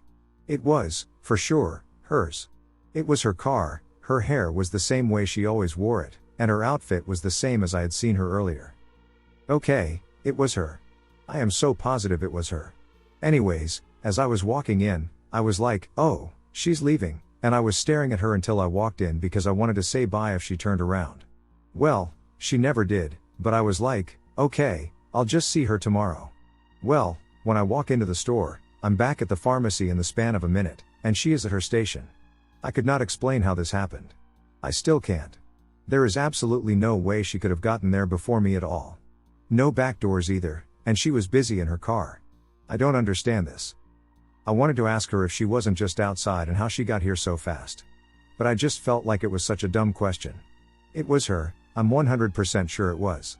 Anyways, funny theory, but I sometimes thought she wasn't real because I never saw her eat or drink water, and she was a workaholic. She would pull crazy hours and even come into work on her days off and even on days the pharmacy was closed. To me, she seemed like an NPC. Of course this could possibly not be real lol, but it was just something I definitely thought of when I saw her glitch into another area. There was no explanation for that. Has this happened to anyone else? Strange frequency following me on my hike? I had a super strange experience on my hike this evening. I am wondering if anyone can offer an explanation or some insight into what this experience might have been. For context, I live in Central Texas, and for the past year and a half, I've been taking sunset hikes, alone, maybe stupidly, at a nearby nature expanse after my day working from home. It's some pretty hilly and somewhat densely wooded terrain. I try to time my hike so that the sun begins to set as I am returning, but there have been many occasions when I left a bit late, resulting in it becoming dark during my descent. Those instances do make me a little uneasy, but 95% of the time I feel very safe and calm during my hike, and I see a fair number of people on the trails as well. My longer hikes are usually 4 miles and take me 1.5-ish hours, and shorter hikes are like 2 to 3 miles at 45 minutes minus 1 hour. Tonight, I left at probably the latest time I ever have, arrived at 8:10 and usually get there between 7 and 8 most days. I assumed this would be fine, as I've arrived around 8ish before and felt like I still had a good amount of light for a quick hike. It was a little darker than normal because of this, but I still felt good and calm like normal in the first half of my hike, listening to one of my favorite podcasts. As I get to about the halfway point, where I'm about to take a shortcut trail that connects back up to my beginning path, I start to feel a bit uneasy, with a little sense of fear in my chest. I keep walking down the path, chalking up my anxiety as to how it's a little darker than usual, especially at this part of the trail. At this point I'm starting to hear an odd noise outside my AirPods, which I then take off to focus on. It sounds like a mechanical, one-tone frequency, almost like a cicada, or a little less shrill than a teapot, but definitely higher pitched and more distinct. It kept starting and stopping intermittently, but not at an even/predictable pace. Initially, I attributed the sound to a train or something distant, possibly just beyond the preserve, but it began to seem as if it was less than half a mile away and located in the trees, similar to a cicada. As I kept walking, I started to feel incredibly anxious and uneasy as the noise sounded like it was moving with me and in different directions/locations, seemingly always a little more or less than 1/4 of a mile away. If it had stayed at one point in the distance where I could hear myself getting further from it, I'd be way less freaked out. But this hike was 2.4 miles total.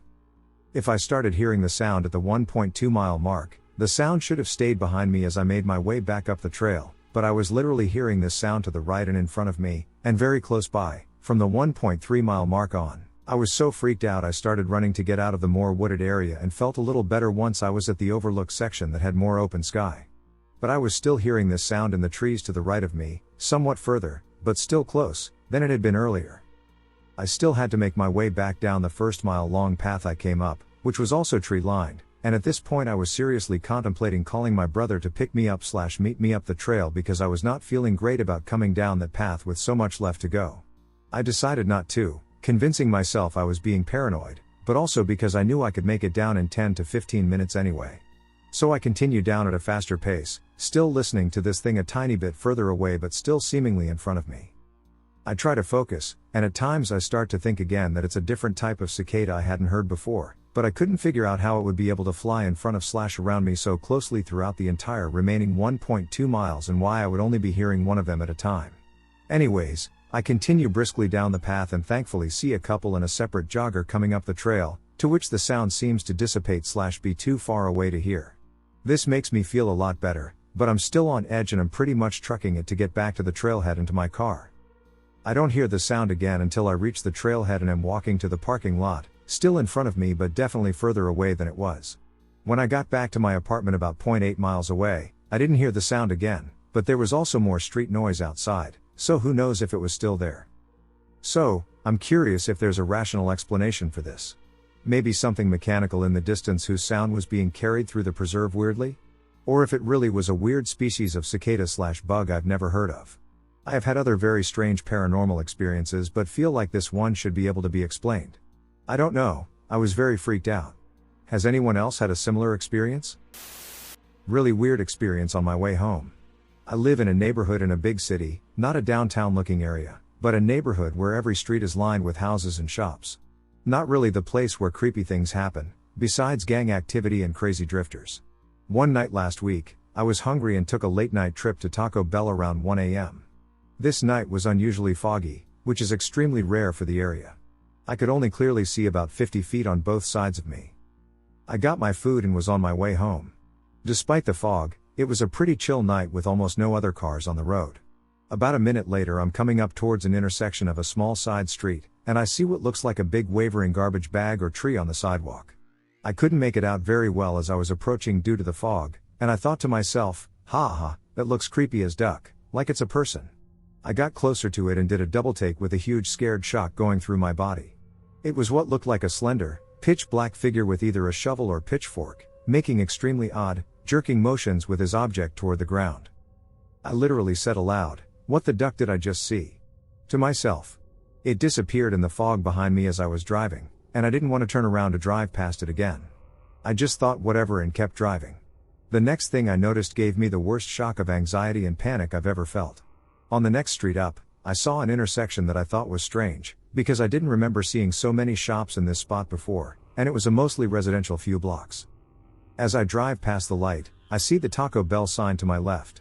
I was on the street where I started. This was impossible. The route to the Taco Bell is literally a straight shot on the main street from the street I live on. I don't make any turns until I get to my street. I couldn't have gotten turned around somewhere. It was definitely not a different one, as I instantly recognized the same characteristics and began to recognize the street names as I drove past. I know I didn't accidentally go to a different one further up, as I specifically remembered the drive-through lady I regularly see when I go there.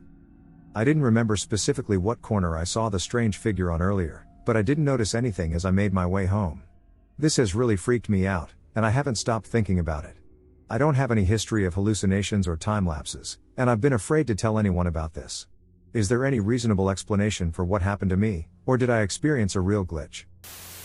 Something we did reverted as if we had never done it. My glitch experiences have been piling up for a while because I never knew where to share them. I didn't even know it was a thing, apart from myself, until fairly recently. Although I have an open mind, I am also very analytical and introspective. I am not liable to believe things unless I have come to a rational conclusion about them on my own. The things I will relate here are true, on my word as an ethical person. The first one is a little long, because I want to make sure I'm clear. Okay, the most obvious and straightforward glitch was this. I go once a week and help an older friend of mine with various things around the house. He is an old radio buff, and he has a mountain of tubes, radios, parts, etc. in his house, basement, and garage. So a couple weeks ago, we decided to gather up all the various loose radio speakers and consolidate them in one place. In his basement, he has a cubbyhole that is very deep, it goes way back into the wall. There was a half shelf in the top third of it, i.e., there is vertically room for 2 shelves, but only the back half of the top shelf is there. He wants to cut another half shelf to put in front of it and 2 more half shelves to make a bottom shelf. He's got 2 planks that we are going to have to cut the 3 half shelves from. They are each about twice as long as we need. I was in the house getting my smokes, and I heard him outside using the table saw. I went down to the basement just as he was coming in with 1 half shelf that he had just cut. We go over to the cubby, and he puts the half shelf in front of the half that's already there, but it doesn't quite fit. He says, "Oh man, am I going to have to cut this again?" Since we had already done some other work that day and it was around 2 p.m., he said, "Duck it. I'm hungry. Let's eat." Mind you, I was right behind him and had watched him try to fit the cut piece of wood into the cubby in front of the other shelf. So we left the second half shelf there wedged in front of the original one, went upstairs, and had pizza and talked for a while. We came back downstairs to get the half shelf and recut it, and there was only the 1 half shelf that had always been there. No sign of any other cut piece of wood. There was, however, a plank leaning against something that was not there before. It was the original, uncut plank. The other uncut plank was outside by the saw. No shelf had ever been cut. But I heard him use the saw, I saw him with the cut shelf, and I saw him leave it in the cubby. We were both acutely aware that this was a clear discontinuity. The other 2 things will be harder to believe, but again, I swear they are true, and I was not high or anything when they occurred. 1. I was riding my bicycle down the street one morning. I looked up at the sky, and I saw what looked like a faded purplish view of a zeppelin off in the distance. It was very large and at an acute slant to the horizon, as if it were crashing. It could not have been an unusual cloud formation, although it was morning cloud colored, faded purples, pinks, and yellows, because it was far too detailed. It looked exactly like a picture of the famous Hindenburg disaster. I looked around wildly to find someone to corroborate it, but the street was empty. I stood there straddling my bike, staring at it until finally I really had to be on my way. When I looked up again, it was gone. Naturally I did not have my phone on me. 2. One day I was in my room just chilling. I live in a major urban area, and it is never quiet here. There are trucks and cars, sirens at the nearby hospital, dogs barking, people shouting, everything. Suddenly I heard all the ambient sounds, as one, slow down and come to a halt. With that Doppler shift drop in pitch, like a huge motor or machine slowing down and stopping. Then I heard that sound in reverse as everything started up again. It was as if someone had cut the power to reality for a second. Tree disappearance trick. I've never told anyone after some friends back then didn't believe me. I've had 3 sightings of what I believe to be the same thing and maybe a 4th one, although I'm not sure of that one. They happened 3 to 4 months apart over a time span of about a year. This must have been in 2004 or 2005, when I was 16 or 17 years old. The first time was while I was smoking a cigarette on the balcony of my mom's city apartment at night. Since our building was part of a triangular street block, the balcony looked out on the gardens and balconies of other apartment buildings. I was just staring down into the gardens when I saw a bright light turn on in the upper periphery of my vision. I looked up at where it was located in the middle of the sky, and I saw this incredibly bright, bluish-white point of light. This thing was bright, I can't stress this enough. It was much brighter than any star, the moon, airplanes, or any light coming from the apartment windows. It just hung there for 1 or 2 seconds, and then it started to move, not fast, not slow, but steady and straight down. What struck me as odd was the lack of ramping up. It went from not moving to moving at a certain fixed speed without transition. It seemed very unnatural. This is probably not relevant, but I'm a web developer, and I do animations all the time, and that's not how you do proper animation. It flew down and disappeared behind a thick pine tree. I stared at the tree for another 15 minutes, hoping it would show itself again, but it didn't. Nothing too weird, so I quickly forgot about it. A few months later, I was at my dad's house in another part of the country. My parents were separated, and my siblings and I alternated weeks. I was once again smoking a cigarette, but this time I was doing it out of my bedroom window, which overlooked our garden. It was nighttime. I saw the exact same thing, including the tree disappearance trick. To the back of our garden, slightly to the left. I again stared at the tree for quite a while, although a bit longer because by now I was slightly spooked. Another 3 to 4 months passed, and this time I was riding the bus in the city. It was almost dark out, like twilight. I was listening to music and staring out of the window. Suddenly I noticed a bright bluish white dot in the sky. It looked very similar but farther away this time, also higher. It was still bright but not as bright, and its radius seemed smaller, 2 things that are consistent with a higher altitude. I fixated on it for what must have been several minutes. It was a very gray, completely overcast day, no stars or moon out, only clouds in this thing. It never moved, but eventually the bus went behind a row of trees, and when we passed the trees and I could see the whole sky again, the thing was gone. This is the one I'm unsure about. It didn't move, but it cleverly concealed its disappearance among the trees. I didn't want to ask others if they saw it because it could have been anything. I also remember this is when I realized it was exactly 3 or 4 months ago, I can't remember the exact amount of months now, that I saw the other one and another almost exact 3 or 4 months from that one until the first sighting. I remember this spooked me a little. The last sighting was again, almost exactly 3 or 4 months later. God, I wish I wrote the dates down, and this one is the big one. My then girlfriend joined me as I smoked a cigarette out of my window at my dad's. We were just talking, and I distinctly remember, this might sound weird, that I gasped before I registered why. I remember hearing myself gasp and having a startled reaction and then visually registering that I saw the familiar bluish white dot again. I was very startled. It was much closer than the other 3 times. It seemed larger and brighter, which is consistent with being closer. I point at it and ask my girlfriend, "What's that?" As if she would know. She doesn't answer. 1 or 2 seconds later it starts moving again unnaturally without ramping up, but this time from hanging completely still as a star in the sky, to breakneck speed. It moved almost straight away from us into the distance before us. What was cool was that about half a kilometer out in the distance was a very large factory building that provided us with a distance marker. If it had moved into empty sky, you couldn't be sure it moved or how fast or in what direction. Not in our situation. It sped off, and less than a second later it was flying over the factory, which I knew to be about 300 to 600 meters away. We were able to see it fly until it disappeared who knows how far into the distance. It didn't blink out, it gradually, however very rapidly, grew smaller and dimmer, consistent with something that moves away from you.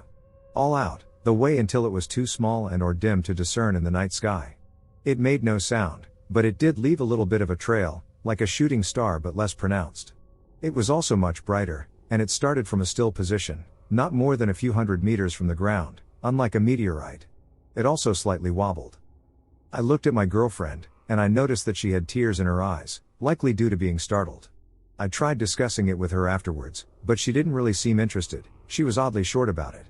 She simply stated that she didn't know what we had witnessed, and she seemed slightly agitated. I never saw anything like that again. I saw a time loop? About a year ago, while I was watching TV, I noticed that to the right of my TV, there is a hallway leading to my husband's office. I was watching TV, and he was playing games on his computer, and the sun had set before our lazy butts got up to turn on any lights. I caught a glimpse of my husband standing in the doorway of his office, prompting me to glance over. He is leaning against the door frame, one leg crossed over the other, hands in pockets, and is standing with a shrug, like his shoulders are up. It was a weird way to be posing out of nowhere. I glanced back at the TV for a split second, then back at him, but he was gone. I yelled for him a couple times and could hear him remove his headphones and set them down. They are plugged into the computer, so he was still near it in the room, and asked him if he just walked to the door. He said no. I said, "Well, could you?" in a freaked out tone. I thought I saw a ghost or something. He gets up and stands at the door, leaning against the door frame in the exact same way I had just seen him. I said, "Okay, thanks," and was too freaked out to tell him anything. I eventually got drunk one day and told him, and he didn't think I was crazy, lol. We now believe I saw the future, but he would have never stood there if I didn't see it, so we are mind blown. Portal to another world. I dated this guy in high school for around 2 years. We'll call him Cody. At the very early stages of our relationship, his mother passed away from colon cancer. I never met her because she was always in the hospital, and we just weren't at that level yet in our relationship. I went to the funeral with him and her memorial. It was a truly saddening time. Once we got more in depth with each other, I was at his house quite often. It was a ginormous 5-bedroom house with 2 full baths and a half bath. Spacious living room and generously sized bedrooms. But it was dirty. They just couldn't keep anything clean due to their 3 dogs, 1 cat, and mean little nephew, his eldest sister's son. His sister Shannon was the craziest one I have ever met. I'm nearly certain that a dark entity was pursuing Shannon, based on the things I witnessed and heard in the house. She was always screaming and throwing fits and being plain odd with her behavior. Cody and I got into talks about paranormal stuff all the time. And it freaked me out when he told me this story. When his younger sister Morgana, we'll call her pure evil as well, but she just has a bad and bitter soul, was a child, she got woken up in the middle of the night and got the urge to look outside. And out there was a little orange, fluffy creature. She said it looked similar to the one on Bear and the Big Blue House. And she said she was drawn to it. But she didn't go outside because it was dark, and she didn't want to get in trouble. She said she would see it often just right outside the window. She told her mother about the situation, and then her mother immediately called her friend, who is a medium. When the medium came and talked to Morgana, she told the lady everything. The medium was horrified and very strictly told her to never ever approach it. Morgana later found out that it was a demon who preyed on little children. The scariest part about that demon, their nephew Seth, at 3 years of age, keep in mind this is probably almost 10 years later, looked her in the face and said, "What's that orange thing outside? I want to play." This medium also said that inside Shannon's room was a portal to the underworld. She had 2 cubbies that could fit a bed or a dresser. It was where the windows in her room were as well. And in the one farthest down in the room is where it supposedly was. I don't doubt it for a second. When Cody was a child, he said he was in the bathtub, and his mother had just walked out when these 2 figures appeared. He said they were all black, and they were holding hands. He started to refer to them as Thing 1 and Thing 2 because they were always together and holding hands. Come to find out, those were demons too. As he got a little older, whenever he slept in his bedroom, there was a black figure that would stand in his doorway. It was just as tall as the doorway and almost as wide. It would just stand there and look at him. He said it made him feel really gross inside and scared. I'm pretty sure this is what I saw when I was at his house. I was sleeping in his bed, and something just forced me to wake up. My body was facing his computer desk, which reflected the hallway whenever it was turned off. And I saw it. A black figure just standing there. I blinked a few times to see if I was just maybe still dreaming. And then I physically saw it turn and walk away. I whipped around and saw nothing. Cody told me it could have been his great uncle. His great uncle was one of the creators of Cedar Point, and his picture was hanging in the hallway. But it didn't give me a good feeling. I saw his mother's ghost as well. When she was sick, She slept downstairs in a room close to the bathroom in case she got sick or had an emergency. And she would take the same route to the bathroom through a little hallway and then through the kitchen. And that's where I saw her. Only for a split second. But she was walking. It made me feel peaceful, though, because with all the negative energy I had already experienced, it was nice to see a positive one. Last one, they had double doors that connected the room their mother stayed in while sick and the living room. There was rope on the handles, and I asked why. The answer, I didn't like. The doors would swing open and close violently, so they had to put a rope to put a stop to it. Did I see a portal in time? I was around 5 or 6 at the time, and I was in the kitchen crying because my brother was being mean to me. So my elder brother took him to the living room to talk. So I left alone crying in the kitchen, and then I wiped my tears, and for some reason, I turned at the wall. There I see a portal-like shape on the wall. The outlines were blurry, but the inside was clear as day, though what's strange is that it never made any sound. Inside had a pleasing neighborhood like colorful houses, a clear sky, green grass that has been cut, and clean sidewalks. But the people in the neighborhood wore 60s clothing, and they didn't notice me watching them. I looked at the hallway to see if my brothers noticed. The hallway connects to the living room, and you can see the kitchen. Nevertheless, they don't see anything, so I looked back at the portal, but it was gone. I swear it wasn't my imagination because I never knew what the 60s was or what they wore. Disappearing kids from another era. Not really sure how to explain this, but here goes. One day back when I was in high school, I was reading in my room when I heard people outside. At first I thought I was hearing my family at the other end of the house and didn't think anything of it. But as I listened closer, the noise was coming from outside my open window, and it seemed to be getting louder. Now before I go on, I'll give you a little more background about my location. My house is in a rural part of town and sort of secluded, in that you can't see it from the main road. In order for anyone to get to my house, they basically have to be invited because you'd never know it existed due to all the trees. There are no sidewalks out this way either. People don't walk anywhere here. You need a car to get places since everything is so spread out. There's just trees, cornfields, and cows. Keeping this in mind, I wondered who was outside, since I thought my family was inside. At first I thought maybe it was my dad talking to the neighbor. However, once I stopped reading and really paid attention, it sounded like kids talking and laughing. At this point, I'd been hearing the noise for maybe 5 minutes or so. When I finally got up to look out the window, there were 3 kids walking up our driveway. I thought this was really strange, since, like I said, no one ever comes back here. They were still at the end of our really long driveway. It's something like 300 feet/100 meters, slowly walking up alongside our hedges that are next to it. I watched them from my window for a couple minutes, trying to figure out who they were. It was August, which is summertime here, so they were all wearing shorts and striped t-shirts, but they didn't look real. Overall, their features looked soft or slightly fuzzy, but then when I looked back at the driveway and bushes around them, the whole area looked hazy. Kinda like there was a camera filter applied. Everything looked slightly yellow and old-timey, like I was looking back in time or something. Their clothes looked dated, like maybe from between the 1950s and 1980s. I also couldn't really tell if they were male or female, but I got the impression it was 2 boys and a girl. They looked about my age, but I definitely didn't know them from school. Everything else was still the same, though. The bushes didn't change shape or anything, they just had this filtered look to them. All the trees were still there. None appeared or disappeared, indicating the landscape changed. My driveway also stayed the same but had this filtered look to it as the kids kept walking up towards the house. At this point, I'm sort of freaking out because this is weird, but I was more intrigued than anything. I wanted to know who they were. Like I said, I basically live in the middle of nowhere, so everyone pretty much knows everyone else here. They kept getting louder and louder as they got closer to the house. When they started walking across our turnaround, I heard their footsteps on the gravel and noticed they looked sort of see-through. I really freaked out now, so I left my room and went to the living room to see if I could see them any better. I couldn't because it was further away, lol, but my dad was mad he could hear them laughing over his TV show. So I wasn't the only one who heard them, which made me feel better. My parents asked me who was outside since they heard the talking and laughing, and I just said, some kids from school probably, even though I knew they weren't at this point. From the living room window, I watched as they walked across the turnaround and back behind our garage. At this point, my 14-15-year-old self thought it'd be a great idea to go outside and spy on them, lol, so I stealthily headed out to our patio to see where they went. Now behind our house was a line of pine trees dividing my yard from a big field.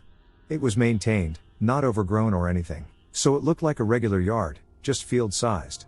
The pine trees were only about 6 to 8 feet tall since they were planted a few years beforehand. They were also planted in a staggered, zigzag pattern, not right next to each other, so you could see between them. Basically, they were tall and skinny and hadn't filled out yet. As I moved to the end of our patio, I watched the kids, who never saw me at any point during this whole thing, walk from behind our garage, still laughing and talking away, and walk up to and between the pine trees. Once they cleared the trees, I started to follow them. I saw 2 of them walk into the middle of the field, and it looked like they started to fade as they walked. I thought I was imagining things at this point, but boy was I wrong. The third was obstructed by a tree the whole time I was walking there.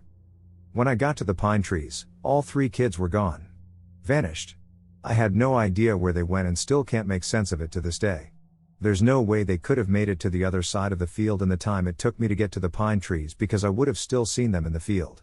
Even if they ran, I still would have seen them, that's how big the field is. If they would have gone toward the road, I also would have seen them. They didn't lie down on the ground or anything because that would have been super noticeable. It was just like a regular yard, just huge. Everything is clear and open. There's nowhere to hide. They also didn't turn around and hide in the pine trees because that's where I was. I would have heard them. The trees made a distinct noise when you walked through them. I don't know what to make of it.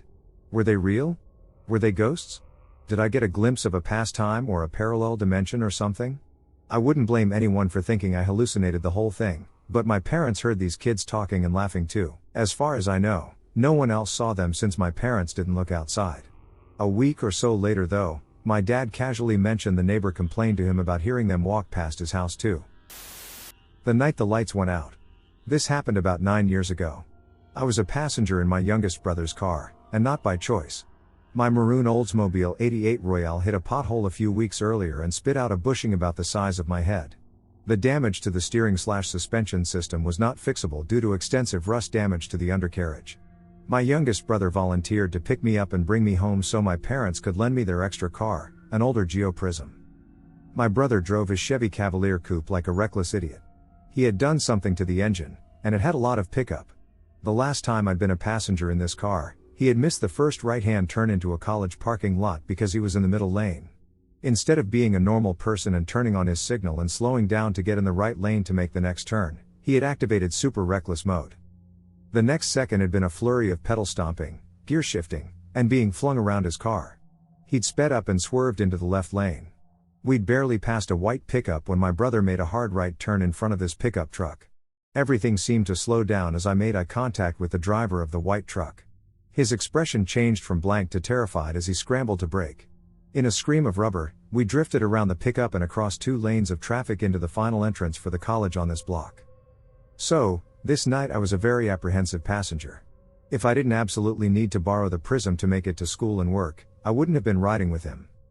We were on US 1 going south through Brevard. Everything was normal.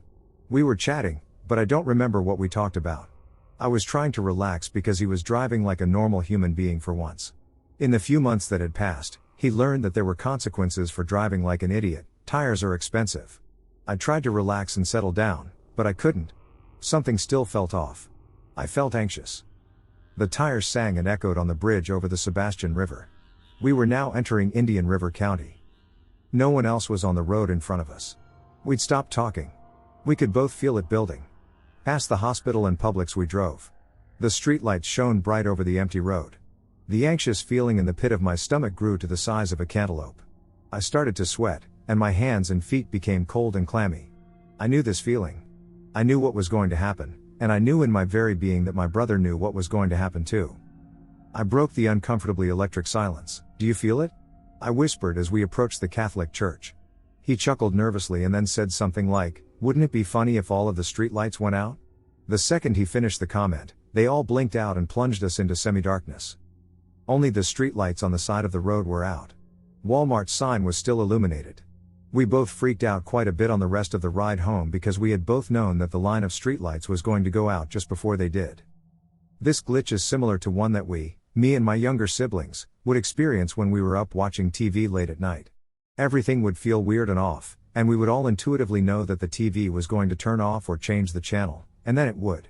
The last time this TV glitch happened was before my sister's wedding 2.5 years ago. Probably just a weird life glitch. Right? I get this bi-weekly fresh fruit/veggie delivery service. It's been especially nice to have during the virus, because I barely have to grocery shop. Anyway, 2 deliveries ago, so, a month, my box came missing 2 out of, 10 items. It was supposed to contain a head of romaine lettuce and a few grapefruits, among the other items in the box. I remember very well that I brought it up to my husband and mentioned that I assumed they were having issues fully supplying orders due to COVID and debated whether I should even contact them and let them know. My husband brought up that since there was more than 1 item missing, and they'd charged me full price and given no substitutes, it wouldn't be mean of me to at least inquire about it. So I did. I found their customer service email at the bottom of the email notice that my package had been shipped a few days prior, and I wrote a gentle email explaining that I was of course aware of the current state of things but just wanted to verify whether I should expect to not receive all my ordered items in the future or whether this was a mistake, etc. I vividly remember writing up this email, showing it to my husband to make sure I didn't come across as sarcastic or anything, and we both remember me pressing send. I completely forgot about sending that email until the next box came. I thought it was weird that in 2 weeks, I hadn't received any sort of reply. Granted, it's a fairly small company, and I'm sure they're overrun with orders. So I went back in my email to see exactly which date I had previously spoken with them and to make sure I sent it to the right email and hadn't made a typo or something. Except, it wasn't there. I checked my sent mail first, then my trash, then my entire inbox and spam in case somehow I'd received a reply, nothing. It's as if I never sent the email. I checked my drafts and my other 2 emails linked to my main profile in case I accidentally sent it from one of them, nothing. The email that my husband and I both vividly remember me writing and hitting send on is just non-existent. Obviously, it's not a huge deal in the scheme of things. I've just never had something like that happen before. Is it possible the email did send, and a glitch is keeping it from being seen in my sent mail folder? Or that when I hit send, it glitched and deleted itself? I feel like the initial answer is I just somehow deleted it instead of sending it.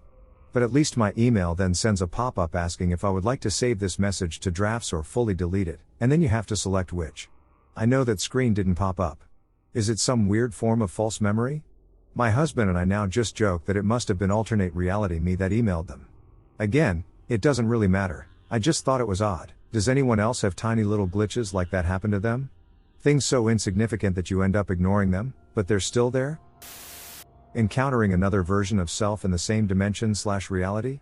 Okay, I understand that this is most likely purely coincidental. However, I'm still a little shocked/confused by some of the similarities, so I wanted to know if anyone has ever had any similar experiences. So to sum it all up, I went to an event the other day related to my line of work, and I saw some guy who looked exactly like my own self, but as if I had taken a slightly different path regarding my looks, physical shape, etc. It felt like I was seeing my reflection, but as if I had been shaved, neglected my physical appearance over the past few months, and dressed in a much less fashionable way. What I find most hilarious/intriguing about the whole thing is that I'm pretty sure that, were it not for my wife's nagging and influence over the last few years to force me to take better care of myself, I'm almost certain that I would have probably looked exactly like that guy at that moment. Thanks to her, I'm now taking a little more care of my personal appearance, but it was interesting to see what I would have looked like from the perspective of other people in the room. And I'm now glad I worked on myself, lol. Anyway, probably just a lookalike, right?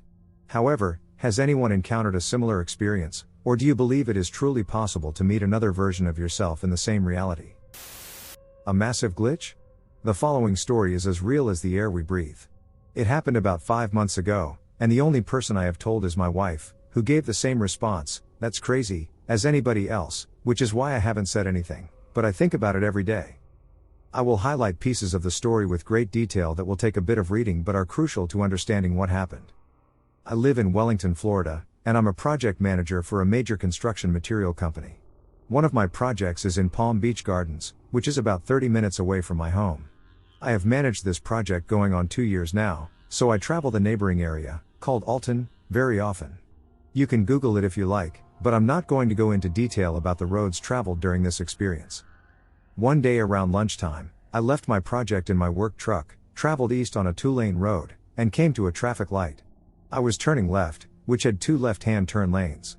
I took the left inside lane, and there was a white 4-door Tesla sedan in the right left-hand turning lane. At this point in the story, I want to emphasize that I am a very observant person who thinks on my feet and constantly scans my surroundings, even when there seems to be nothing to observe. Therefore, the following details will describe what I noticed while sitting at the red light in the left-hand turn lane. This part is very important to the glitch. Inside the white 4-door Tesla sedan, a man with black hair and a black t-shirt occupied the driver's seat. His hands were positioned at the 10 and 2 o'clock positions on the steering wheel. His shirt appeared freshly ironed. It was impeccably straight, flawless, and pristine. The woman sitting in the passenger seat had black hair and a ponytail that rested just above her shoulder blades, and she was wearing a pale pink V-neck t-shirt that looked permanently pressed, similar to the driver's shirt. Both were wearing seatbelts. Both were clearly staring intensely at the massive screen Tesla cars have, and she had her left hand somewhere near the console screen as if she was trying to figure something out. Upon observing this within less than a minute, I didn't think anything of it outside that they were trying to figure something out on the screen.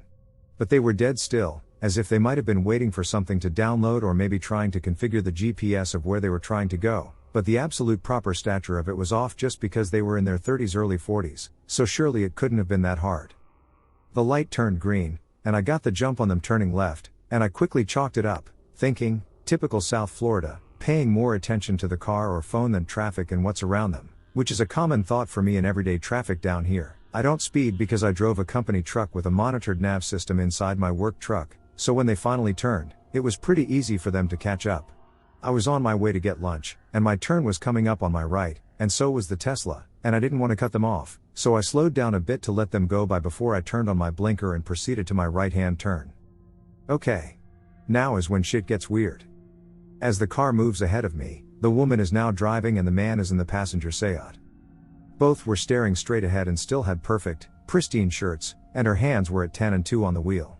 The reason the shirts were such a detail to me is I thought maybe this was a really clever joke, like hey, let's mess with this guy by switching seats knowing he saw us? Which would be more of a joke between them, really, but their shirts were still in perfection. So even in the most logical case I came up with, there is no way they could have pulled that off and still had seatbelts fastened and shirts perfect by the time they met me. All in all, from the time the light turned green to the time we met again was less than a minute. I can't fathom or rationalize what the duck, but damn, I know what I saw. Being stuck in a time loop. Okay, so basically I was sitting on my bed on the opposite end of the studio from the kitchen. The kitchen/stove was only about 20 or so feet away, and my girlfriend was standing at the stove getting a pot ready to make some pasta. There is a small divider wall next to the side of the oven facing me, so my girlfriend was just hidden enough that I could only see her when she'd poke her head back to tell me something. I heard her scrubbing this pot as we were talking to each other. She bent back and stuck her head out to ask me, "Babe, what kind of noodles should I make?" I chimed in, "Penne." At this time I was looking/focusing straight towards her/the kitchen. She turns, walks into the bathroom holding the pot, shuts the door behind her, and turns the bathroom sink on. I think she was maybe dumping something from the pot into the toilet?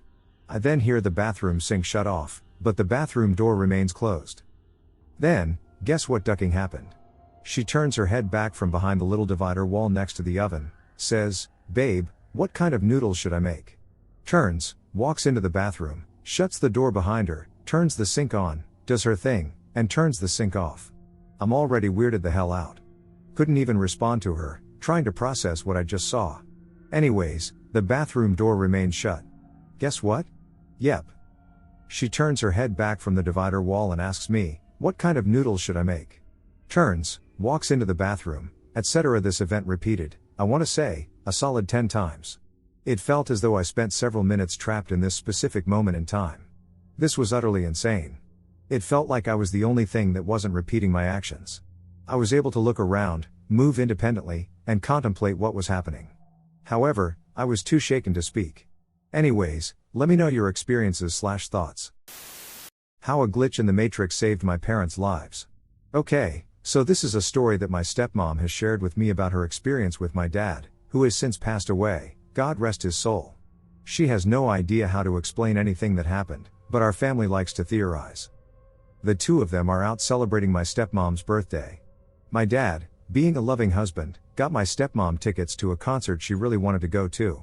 This was a big deal because the closest major metro was about 2 hours away from where they were living at the time. The plan was for them to drive into town, see the show, and then drive back home the same night.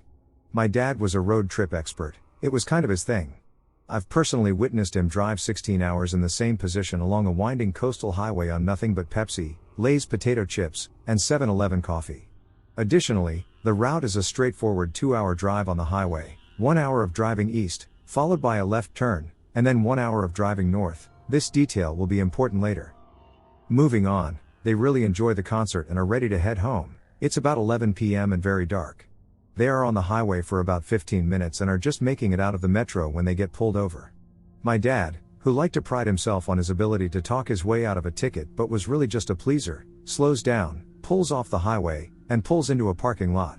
He then asks my stepmom to hand him his information from the glove box.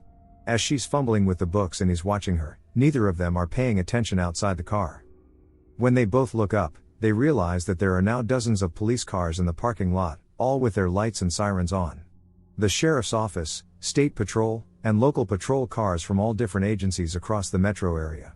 Both of them are terrified because, being from a small town, they have never seen so many police before, let alone pulling them over. My stepmom says, they all just vanished almost as soon as they showed up. And then we were the only ones in the parking lot. Both of them are freaked out, but there is more. They continue their journey home talking about what in the hell just happened to them. They finish the first hour stretch of highway, and as they get closer to the exit where they head back west, my stepmom notices that there is nobody on the highway. My dad begins to take the exit off the highway, but suddenly, he, my stepmom, and their car find themselves in a field a couple of miles before the exit ramp they had just taken. Both of them vividly remember taking the exit and are extremely confused and just want to get home. My stepmom tries to call the police, but there's no reception. They return to the freeway, take the exit, and are returned to the same place in the same field a couple miles from the exit. They take the exit one more time, but there is no glitch this time, and they turn onto the last hour stretch of highway. This is when things get freaky. At this intersection of highway there is a gas station. My dad pulls off to get gas. As they pull into the parking lot, they notice that all 4 or 5 of the cars are white, but there is nobody pumping gas into any of them. My stepmom gets out of the car to go pay for gas when my dad grabs her arm and tells her she should stay in the car.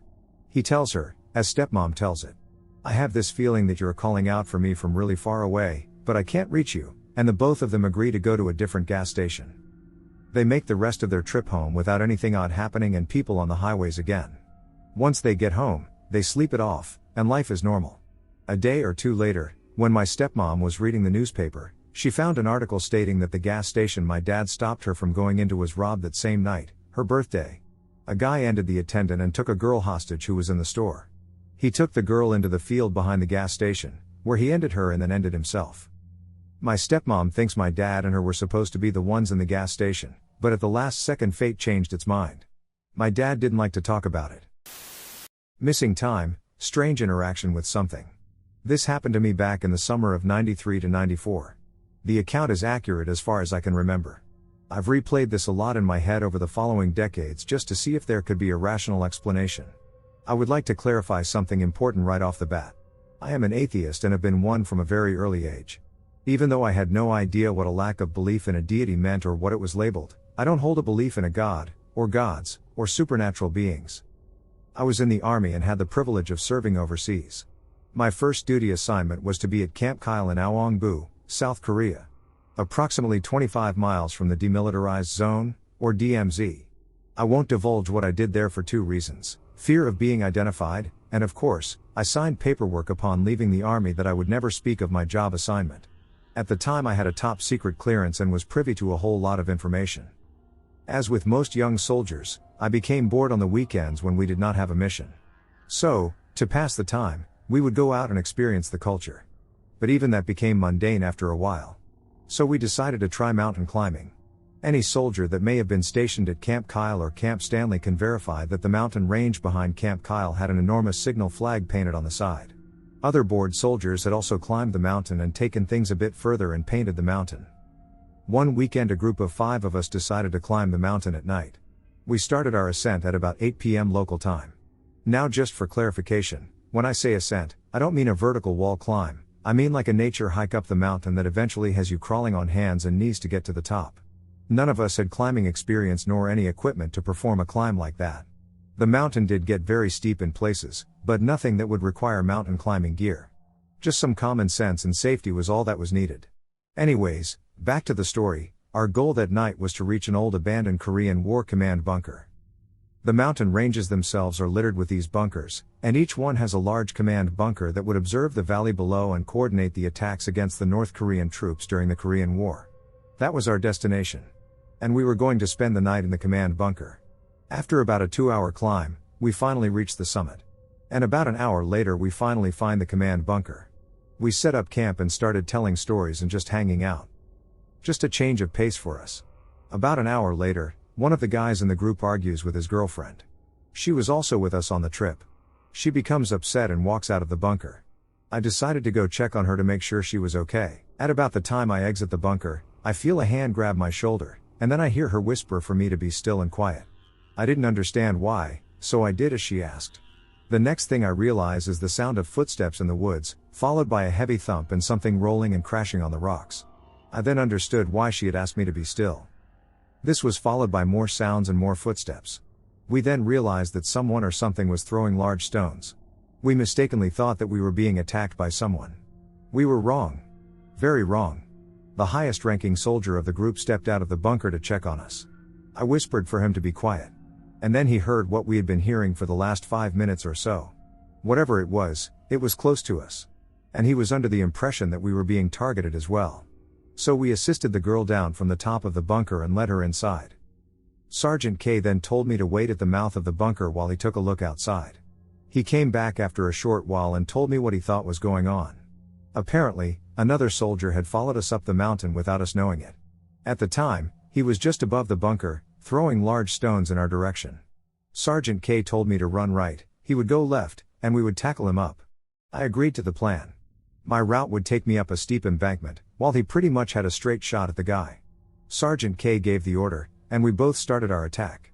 I slipped on the loose gravel, fell on my knees, and struggled to scramble back up. I had to get to Sergeant K and the aggressor before the bad guy could hurt Sergeant K. I didn't. By the time I made it up the hill, Sergeant K and the other soldier were nothing more than a tangle of limbs and curse words. I jumped into the fray to try and separate the two. I ended up under the bad soldier, and Sergeant K rained blows down on the poor guy. We had rolled a good distance from the top of the bunker and came to rest about 50 meters down the hill. I kept yelling at Sergeant K to stop. Some of the punches thrown by Sergeant K even went through the other guy's guard and actually hit me. Finally Sergeant K stops and walks away without saying a word. Now I'm left alone on the side of a mountain with a crazed soldier in the dark. But instead of being afraid of the soldier, I was curious. On the way down the hill, the crazed soldier kept repeating, "You scared it away, you scared it away. Now I have to find it all over again." He kept repeating this like some kind of mantra. I eventually calmed him down and asked him what he was talking about. He looked at me and said, "Never mind." He got up and took off into the woods. It wasn't until about an hour later that I would come to understand what he meant. I end up making it back to the bunker, where I decide that I had had enough. Climbing back down the mountain in the dark and by myself was not an option, so I pulled out my sleeping bag, found a corner in the bunker, and decided to go to sleep. As I'm dozing off, I realize I have to go out and relieve myself. I unzip my sleeping bag, grab a chemlight. I reach the mouth of the bunker and decide that this would be a fine spot to do. I needed the chemlight because there was no moon out that night. Outside of the bunker, it was pitch black. So basically I'm at the entrance of the bunker relieving myself and a chemlight between my teeth for illumination when the thing that the crazed soldier was referring to decided to show up. I have a very difficult time explaining what it was or what it looked like. But one thing I am 100% sure of is that it was neither human nor an animal. As far as my brain can interpret what it saw, I can tell you this. It had a light source of its own. It hovered above the ground just in front of my face. I could see no limbs, torso, or head. Nothing. It was just a formless mass of translucent white hovering inches from my face. In a moment of clarity, I decided to take the chemlight out of my mouth, just in case it was light reflected from the thing back to me. I placed the chemlight in my pocket. The glow from it did not go away. It then lowered itself to about my chest and stayed there for what seemed like an eternity but was probably more like a few minutes. Shortly after, it dropped down to about knee-high and started floating away. I felt an incredible urge to want to communicate with it, but I was also frozen in place by fear. Somehow I managed to remove the chemlight from my pocket and throw it at it. The chemlight landed a few feet in front of it. It stops, grows what appears to be a thin arm, and grabs the light, and for a moment it just appears to be studying it. Then it abruptly tosses it back and continues moving away from me. I end up losing sight of it as it rounds a small hill. I was torn between following it and running for my life. I chose to stay alive. I turned around and walked back into the bunker. For what appears like hours. I have no idea how long I walked through the tunnel that led to the main area. The tunnel was pitch black now that I did not have the chemlight with me. And it felt like I walked for hours to reach a point just 5 meters ahead of me. The next day we climbed back down the mountain and went directly to the mess hall to grab a bite to eat. I encountered the crazed soldier that Sergeant K had hurt. I walked to his table, and I sit down. I apologized for what the sergeant had done to him, and I specifically asked him to describe what he saw. He looked at me with swollen eyes and a black and blue face and said, "I have no idea what you are talking about." I got up and never mentioned it to anyone again. I guess I just want to know if anyone has ever experienced something similar. As I said in the beginning, I am an atheist. I don't believe in gods or the supernatural, but I just don't know what this was. I don't know what it wanted. I don't know why it felt that I had walked for miles just to cover the distance of about 5 meters. Your thoughts/opinions would be greatly appreciated. Paranormal or parallel? Believer and previous non-believer seeking opinions. My boyfriend and I heard a voice that sounded like mine, but it wasn't actually me. I've experienced a few small nods towards the paranormal in my life, 20 female, although my boyfriend, 21, has never. We're both very much believers in anything and everything you've got to say, so please. Let me know if you've had similar experiences or have any advice on what our next step should be. Otherwise, enjoy our lives changing in 10 seconds. My boyfriend and I were playing video games in our bedroom on my birthday, which was 5 nights ago, for probably an hour or so. He was on our bed playing Xbox, I was on my PC not even a foot away. When we finally got off the game, we both took our headphones off, and he looked at me, saying, "Do you want to smoke a bowl?" I responded with yes and joined him on our bed. Around 10 seconds after he initially asked to smoke, he went to grab his phone, and I was just looking at him. Then a female-sounding voice, almost identical to mine, but not quite, clear as day said, "Can we take a bowl?" I wasn't expecting to hear my voice, so I'm still trying to figure out if I thought it was someone else, but we both heard it. It was only a few words different from what my boyfriend said, so we initially considered the possibility of a recording, a hacker, a device relay, Alexa, or even the police. We truly have been over everything, and it's a dead end every time. It was a completely different sentence altogether, so we got over that option very quickly. My BF had never believed in any type of alternative universe before this, but it's the only logical conclusion. We are both convinced that this was a glitch, and in some other timeline, I communicated that to him instead. It's happened way too many times, with me saying that exact phrase and scenario, even in the same tone. Was this maybe my past best friend visiting me on my birthday, legitimately wanting to smoke with us? A mimic? A ghost? We both got immediate chills and left the house to my parents. I was hotter than I've ever been in my life the whole night, sweat beating down my face, calm as day hours later. I woke up from a horrible dream in which my boyfriend and I were in our bed at home. During the dream, I woke up, rushed to the end of the bed to see a demon figure, and before I could even react, I found myself awake. Another thing, maybe related or not, we just moved into this house 4 months ago. Ever since, I have been feeling so drained, with no energy, and my mood has been erratic at times. I cannot be alone in our house. Subconsciously, I have been waking up and immediately finding my BF in less than 10 seconds. It's almost like I know I can't be alone, but why? Maybe I'm vulnerable? I'm so lost right now but trying to stay positive. I also want to say that, no, we were not just intoxicated or whatever, we were too spooked to even get our bowl. We have carbon monoxide detectors in every single room in our house, they are on and working and have been thoroughly checked. I appreciate the concerns, but unfortunately that's not our problem solved here. Let me know what you think. Glitch? Ghost? Mimic? Loved one? Any feedback is greatly appreciated. We are still very jumbled over this and do not quite know what to make of the situation. What happened to us? Hi, so something strange happened 2 weekends ago, and I am curious if anyone else has had a similar experience or may know what this is called. I and one other person were driving to Southern California from the east when the clock in my car changed and no longer aligned with our phones. It's manual, so it wouldn't have been due to a time zone change, especially since where we were coming from was in the same time zone as where we were going, San Diego. We thought it was odd and did some Googling to make sure it really was in the same time zone, and it was. So just a weird little quirk, and we wrote it off as odd. Following that, the weekend proceeded to be amazing but heavily charged with synchronicities and just felt overall energetically powerful. On the way back, the clock corrected itself, again, a manual clock, and upon getting back home, everything has just looked different.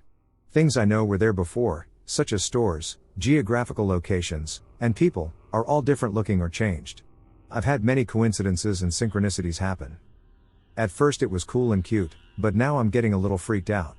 My partner, who I went with, has said the same thing and agrees everything looks different. One example is the mountain they work on, as an archaeologist, that they have spent years visiting. It looks completely different to them upon return. The literal landscape has changed. Does anyone know what this might be called or what is happening? Like I said at first, I thought it was cool and weird, but now we are both convinced something has happened or shifted. Thank you so much for listening. Open to any suggestions. Only a matrix glitch can explain this. I was cooking dinner at home one night for my then husband and our 2 sons. This happened about 30 years ago. The phone rang, and it was a young girl, about 12 or so. She sounded very sweet and sincere, and she asked for me by name. She had a message for me. She told me she was out at the mall with her friends, and a woman came up to her. The woman told her that her name was Beth. She had 2 little, very young girls with her. One child was blonde, and the other had brown hair. She described what Beth looked like. She said Beth told her to call me and tell me that she was almost in an accident, but she was okay and that they would be home soon. I was to call Beth that night. Beth told the little girl my phone number. The girl sounded as surprised by the message as I was to hear it. What the young girl didn't know is that I actually have a sister named Beth, and at that time she had 2 little girls, one blonde and one brunette. The young girl had also described my sister Beth exactly. I questioned her about the story several times, but she knew no more than that.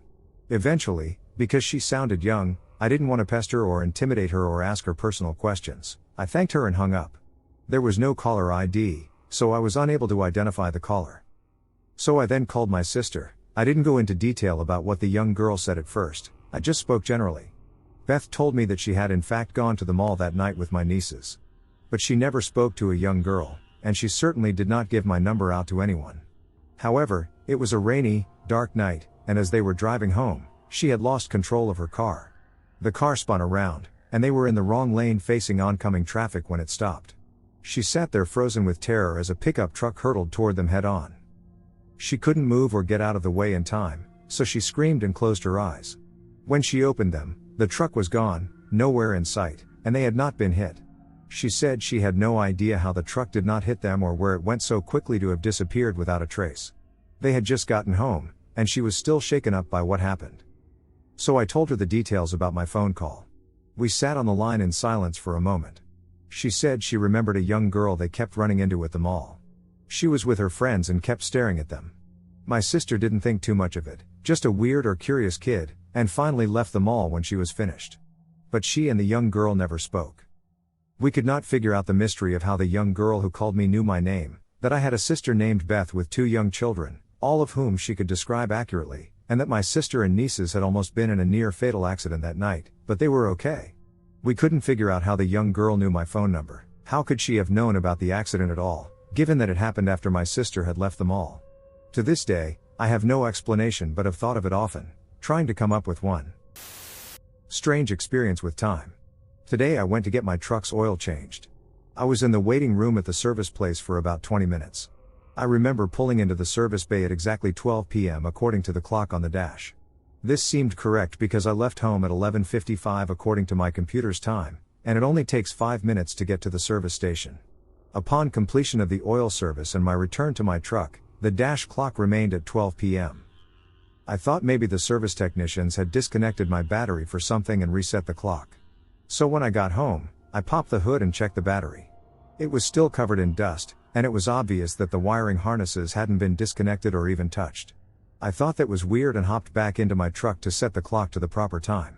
Now it was reading 12:07. I looked at my watch to see the correct time, and it also said 12:07. I thought I was going crazy and had just misremembered what time it was.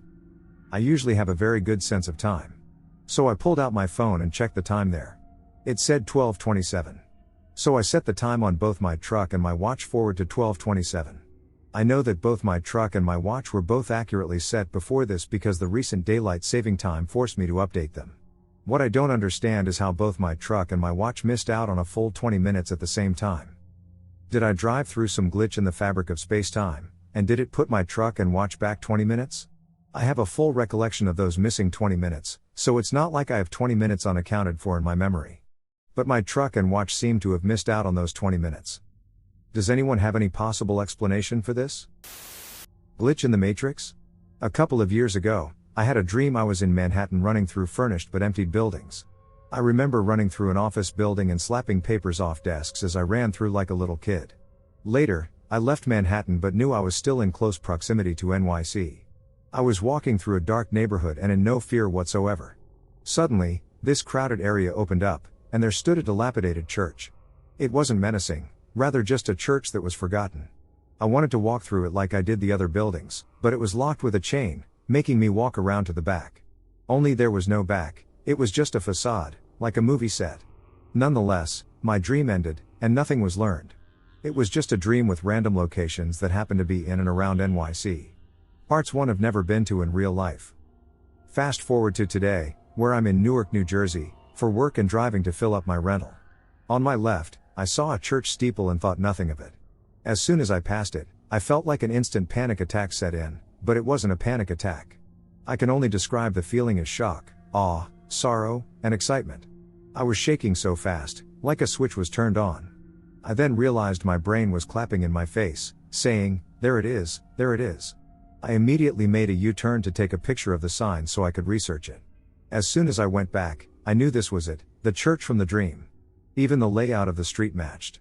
I assume this is why I had the physical reaction I experienced, as if I found a real-life Easter egg in this simulation we live in. For the record, I don't think the church bears any true significance, just the scene itself. I could have dreamt of a forest and found a forest in real life, but this was like dreaming of a random tree with unique branches and terrain only to find it in an area you're visiting for the very first time in real life. Nothing close to this has ever happened to me, though I'm sure there's a logical explanation for it. It certainly felt like déjà vu, but my understanding is that this implies I've done this before, and I assure you I haven't. How did my brain create something in a dream only to have me find it and have my body electrified so I could acknowledge it in real life? My friend opened a portal to the spirit realm. Backstory. Everything starts around 1999 in middle school, where I had a really tight group of friends. One of my friends, we'll call her Josie, started to get into witchcraft after hanging around this weird girl at our school. Josie started learning spells, enchanting objects, etc. Although I've always believed in ghosts, I was a huge skeptic of witchcraft and never believed that any of it actually worked. Eventually Josie's weird witchcraft friend moved away and left her without a partner to practice witchcraft with. Josie eventually convinced another one of our friends, Becca, to practice with her, and to our surprise, they both got super into it. After school they were always at one or the other's house, practicing their weird rituals. From what I understand, the witchcraft started out innocent enough but eventually took a darker turn. I don't think they were getting any real results with their more positive spells, so they swallowed their fears and began to venture into darker spells and seances. A year or so later, my family and I had to move from our town to another state. Before we moved, I had a going away party, and Becca and Josie were there. They were really quiet the entire time, looking sad and kind of pale. Josie wasn't willing to tell me what was bothering her, but Becca was, and the following day she told me what happened. A week ago they were at her, Becca's, house doing a protective mirror spell. It's a spell that you and another person can do facing a mirror in hopes of creating protective energy around oneself from negative forces. What they did that day would affect Becca and her family for years. Shit hits the fan. They did the spell in Becca's bathroom on the second floor of her house. She has a large, rectangular mirror that spans the width of one of the walls. With the lights off, only a single candle was lit. They rehearsed the spell together beforehand so they could accomplish it as accurately as possible. The spell required them to keep their eyes closed until the very end. They began the spell, and as they neared the closing of it, my friend Josie apparently felt an extremely negative and dark presence behind her. She opened her eyes and began to scream. Becca opened hers in response, and what she saw terrified her. Behind her and Josie were two tall, dark shadow figures. Their features were obscured by blackness. Becca began screaming as well, and they both hightailed it out of the bathroom and into Becca's room. They tried to go back into the bathroom to finish the spell, but they were too scared to do so. Josie left Becca's house, and the spell was never completed. Apparently, when doing the spell, whatever they did created a link to another dimension or plane of existence. The spell they were doing is supposed to take energy from another source and create a protective barrier, and when the spell is completed, the link to the energy is severed and closed. It seems as though my friends created a link to this energy, but they never ended up severing it from this strange spirit realm. Thus began an abundance of weird and dark paranormal activity at Becca's house. I eventually moved back to the same town 5 years later and rekindled my friendship with a lot of my old friends, including Becca. However, Josie had moved on from witchcraft long ago and to other friends while I was gone, and I had only seen her once since I came back. Ever since that fateful night in 2000, Becca and her family had encounters both innocent and unfriendly. It's important to note that they had never had paranormal encounters like this at their house before the spell went down, and that their house was in a newish development and was built in 1994. They are the first occupants. Their paranormal occurrences. 1. One night, Becca was reading a book in her bed with all of the lights off, except for her reading light. Out of nowhere a disembodied head appeared to her left, whizzed up to where she was sitting in bed, looked at her for a brief moment, and then disappeared into the wall across the room. She said the head was of a bald man in his later years, and he looked deeply concerned. The experience lasted about 2 or 3 seconds, although she says it felt like an eternity. 2. Becca's entire family has had multiple sightings of a dark shadow figure in various places in the house, with the most common sightings being at the top of the stairs and the bathroom where the spell took place. As for the stairs, the family all had experiences at the very top of the stairs. Something on the top step appeared to be stopping them or pushing them back. The worst was when Becca got to the top with a bowl of chips. The bowl was knocked from her hands, and she almost fell back and down the stairs. It's also important to note that the bathroom where their mirror spell failed is to the very left of the stairs when you get to the top. Side note, their second-floor bathroom, where the mirror spell was executed, was so creepy. I always got a weird, unsettling vibe in there. Every time I had to use a bathroom, I would just go to the one on the first floor and do my business. 3. Apparently the basement was always the worst spot, frequent sightings of the shadow figure, balls of light, and disembodied voices. 4. At night they have spotted a woman in a white dress in the backyard behind their house, right at the edge of a wooded area. Their backyard isn't fenced in, and at the back end of it there are woods. They could sometimes hear something call for help late at night in the backyard, and they believed it to be this ghost. 5. Becca held seances to see if they could ask what the spirits wanted. They received actual feedback during these seances. Most of the ghosts were apparently good people and were just lost. They had no idea how they had gotten to that house and why. These ghosts told them of an evil ghost, the shadow figure. Apparently the shadow figure was a demon and didn't want anyone near the portal. 6. Kat told me a story about how she woke up one morning to a dark, misty cloud hovering around her bed. She got up to see what it was, and it floated up to a corner of her bedroom and completely vanished. That was the only time she experienced a dark mist. My paranormal occurrences at their house. 1. One day, it was just Becca and me at her house hanging out in her bedroom having a smoke. No one else was home. During a conversation, we both heard someone from the first floor shout, "Hello. Becca. Becca." We both thought it was her sister or possibly her mom, so Becca went out of her room and over to the railing that overlooks the first floor. Becca shouted, "What's up?" Nothing. No response. We went downstairs, and no one was there. All of the doors were locked. We went to the garage and found nothing. Backyard, nothing. Front yard and driveway, well, you get the idea. Then, we noticed that all of their chairs at the dining room table were pulled out all the way. They're never like that. Her family is OCD about cleaning and keeping things in order. I was spooked, but Becca shrugged it off. Apparently, it wasn't the first time that it happened. She was excited I had my first real paranormal experience at her house, though. 2. We were all hanging out in Kat's room one day. There were about 4 of us. I got a call from my girlfriend, and as I was talking to her, my friends left to go downstairs. I tell them I'm going to be a minute. I'm sitting on the floor talking to my GF, my head facing away from the door. As I was talking, I felt a hand tap the top of my head. I turned around and looked up. No one was there. It freaked the hell out of me. I called for Kat, who came running upstairs. I asked if she was up here and tapped my head to get my attention. No. She replied, I was downstairs with everyone else. No one is up here. Yep. No one, except a ghost. Awesome. Conclusion. Becca and Kat did a lot of research and eventually figured out how to fix their problem. In 2010 they finally closed the portal after a seance they had with some pagan acquaintances they met, and the hauntings and paranormal activity eventually stopped. Their mother and father moved out of the house in late 2016, so they no longer have access to it. And that's it. Another version of myself appeared in the small town where I lived. It was my senior year of high school, and this situation went on for about 6 months. It started out with people approaching me at school asking, "Are you mad at me?" An out of the ordinary question for me to get, as I was more known as the quiet nice girl, and although I didn't have many friends, I was polite with everyone. I didn't want any problems, I just wanted to do my time and get out. I told them that I wasn't and asked why they thought that. They would tell me that they saw me somewhere and I pretended not to know or see them. Most of their sightings of me occurred while I was at work or while I was with my friends, so we brushed it off as some girl that looked like me. Surprisingly, even a few of my close friends saw her too, but their accounts were a bit different. They only saw me in crowded areas, and when they would try to make their way over to me, I would disappear into the crowd. They'd noted that they thought it was weird because they know that I hate being in crowded areas, and it has to be something special for me to even consider getting into all that. Another issue I had was strangers approaching me swearing up and down that we had met somewhere I hadn't been, though it's common for someone to mistake you for someone else. But this was too frequent, several times a week for several months. And I wasn't a meet new people type of person. When I went out, it was with my small group of friends. But what really caught my attention was the CVS I would stop by every morning before school to get a granola bar, orange juice, and chips to snack on through the day, the same thing every morning. The same guy worked there every morning too, so we would chit-chat during my purchase. 90% of the time I had my hair in a bun, yoga pants, an oversized t-shirt, and Vans. But on this particular day I dressed up. I put on a nice fitted pair of black jeans, ankle-length boots, and a blue 3/4 sleeve sweater tucked in, straightened my hair, put on makeup, and had big black sunglasses.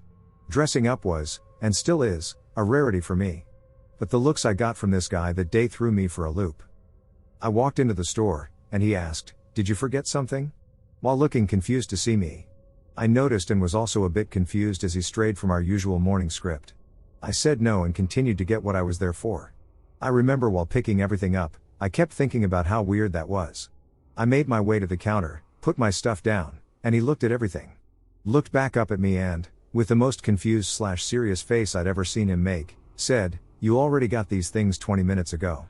We stared blankly at each other for a good minute before I told him that it was my first time in there that day and he must have seen someone who looked similar to me. Then, with that same look, he hit me with a curveball that I just couldn't explain.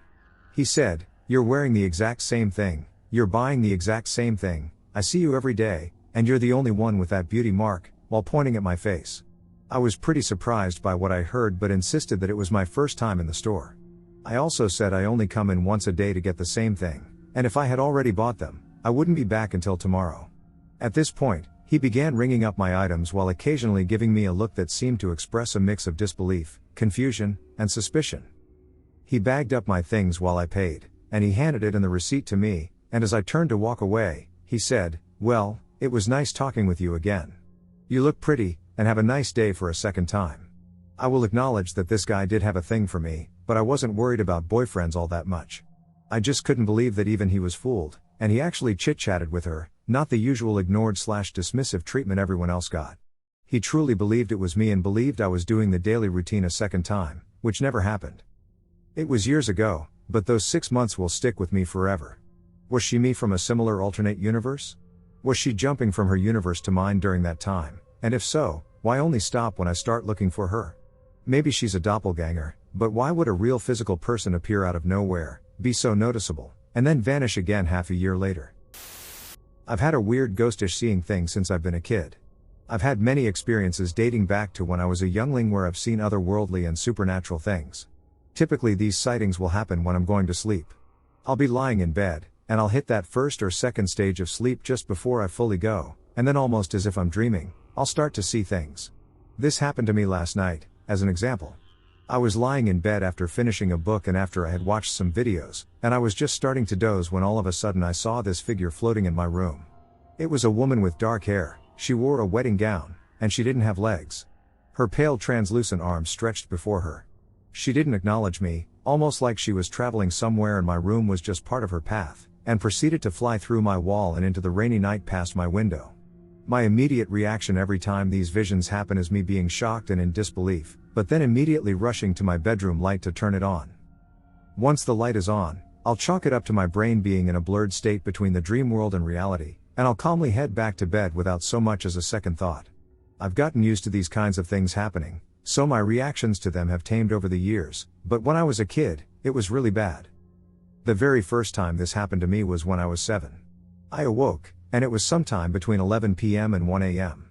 I sat up in bed and looked across my room in terror as three cloaked, shadowy figures, they looked kind of like the Nazgul but with thicker cloaks, came from my wall and started walking towards me. I was in pure shock, and I began screaming bloody murder like my life depended on it. This led to me getting yelled at by my stepmother for waking the whole household up in the middle of the night, but I had lived, and that was all that mattered to me at the time. Another vivid instance that sticks out to me was when, before even laying my head on the pillow to start going to sleep, my dark, unlit room, I had just flicked off the lights, began to fill with a blinding white light. I can best describe it as when you stand up too fast and your vision gets foggy for a few seconds, except it was pure light. This instance sticks out because unlike the other ones, where it can most likely be explained by my half-asleep brain playing tricks on me, I was still wide awake. And it wasn't like when a car drives by and its headlights cast a slow phosphorescent pan of light across the room, it was as if I was going blind. I could not see anything but white for a few seconds. This instance also sticks out to me as the first time I wasn't scared by one of my weird visions. I was more curious and in awe, like I had seen a glitch in the Matrix, or I had been visited by an alien. It was strange. That's pretty much the sum of what I've been going through, though. I'm sharing this here to see if anyone else can relate.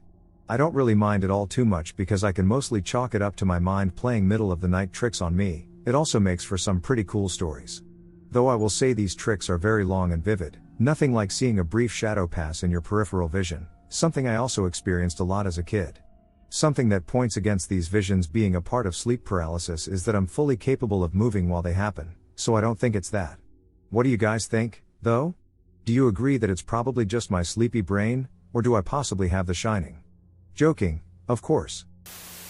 Lapse in time? So, let me preface this by saying I had swimming lessons exclusively at 7:30 a.m. What a start, am I right? In summer 2011, I had possibly the only unexplainable experience I have ever had. It was late at night, 11 p.m., maybe, and my family and I were in the living room watching Ren and Stimpy on the TV. I fall asleep in the living room, wake up at maybe 4:30 a.m., and they're all still there, like no time has passed. Then, I go to my friend's house, I'll call him Brett for the sake of the story, and mind you, it is 4:30 a.m., and I was allowed? They were awake, and another of my friends, Kurt, was there, too. Everything is strange, as it is 4:30 a.m. in late July, and everyone seems to be up and alert as if it is 8 p.m., which I still don't understand. No strange occurrences happen there, but what really makes this timeline weird is that, after a couple of hours, my brother comes to Brett's house to get me for my swimming lessons, which I mentioned at the beginning are at 7:30 a.m., making this timeline seemingly impossible. We had never hung out before 9 a.m., let alone had everyone be awake and functioning. It's almost like a warp in time, and everyone collectively ignored their circadian rhythm and just didn't sleep. It wasn't a dream, because, well, I went to swim that morning, and the rest of my life has been canonically correct or normal, so I have no explanation. I just don't understand how it seemed no time passed from the time I fell asleep in the living room, why I was allowed to go to his house, why they were awake, and just why everything was the way it was. Encounter with alternate reality / space-time bending spirit world, still figuring it out. I have been wondering since the time I encountered this bizarre moment with one of my friends. Since that time, we have been unable to find any answers regarding what exactly happened. So let me share this experience with you all so that you can help me understand what went wrong. It isn't scary but is something that cannot be explained. So here it goes. This happened in 2013. On a wonderful Sunday with a clear sky and a sunny day, my friend and I decided to go to my terrace for a walk and a bit of chit-chat. My apartment's terrace was usually open to all until now, when members decided to close it. We saw 2 flower pots on the terrace for the first time while walking around and admiring the sea view. We went to see who left it on the terrace, as it had lovely roses, fresh leaves, and buds. We touched the flowers and felt the scent it had. It was beautiful. We kept talking as to why someone must have kept such nice pots lying here. Someone must be watering it. After a minute of discussion, we decided that since we come often on the terrace, we shall keep watering it. Also, we said. We turned around and started walking, changing the topic and going back to our old gossip. We took a stroll of about 30 seconds in a straight line, then turned and walked back towards the pots. When we got close to them, we were so shocked that we couldn't say anything and just kept looking at the pots. The pots had nothing on them.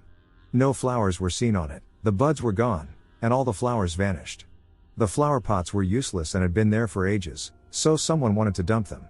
All dried up. We were so shocked that we kept looking at each other, And then my friend yelled at me, saying, "Let's just leave this place, it's getting weird." In that moment, fear struck us, and we ran back down as fast as we could. We don't talk about it anymore because it was odd, not scary, and hard to explain. We don't understand how such clear, beautiful flower pots with fresh leaves, flowers, and buds can dry up completely within 30 seconds. If only one person had seen it, I would still say, okay, I may have hallucinated, but the fact that both of us witnessed it makes it harder to dismiss. And we literally discussed it for more than a minute there, touching the flowers and leaves. Now, can anyone please help me understand what happened? What the hell was the experience? The weirdest experience of my life. I have been meaning to share this story here, only just got around to it after thinking about it a lot recently. So basically I experienced something when I was about 4 years old that has really stuck with me.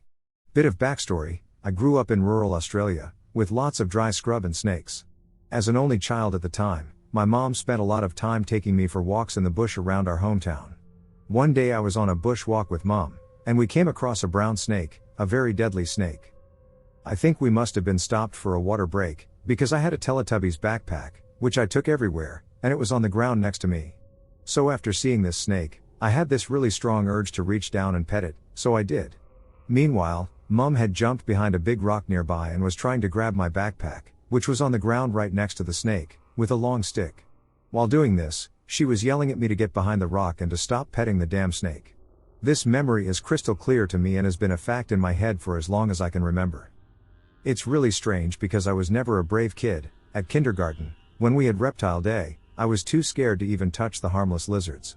I was, however, extremely curious and would touch things I wasn't meant to, putting my fingers in bird cages, open tins, and on hot irons are a few examples. So the next thing I remember is finally listening to Mom and hiding behind the rock with her until the snake disappeared. Turns out, after talking to Mom about this, her recollection is completely different from mine. She remembers everything I remember, except I got behind the rock with her from the beginning and didn't even pet or go near the snake. This has made me think that I have created a false memory of the event, but it's just so clear, and not in third person, which is a tip I heard about to detect false memories. I've believed my whole life that I petted that snake in the bush.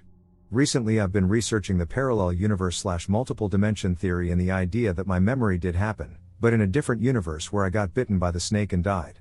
Anyway, that's my super weird glitch in the Matrix story. Let me know your thoughts. A looping road.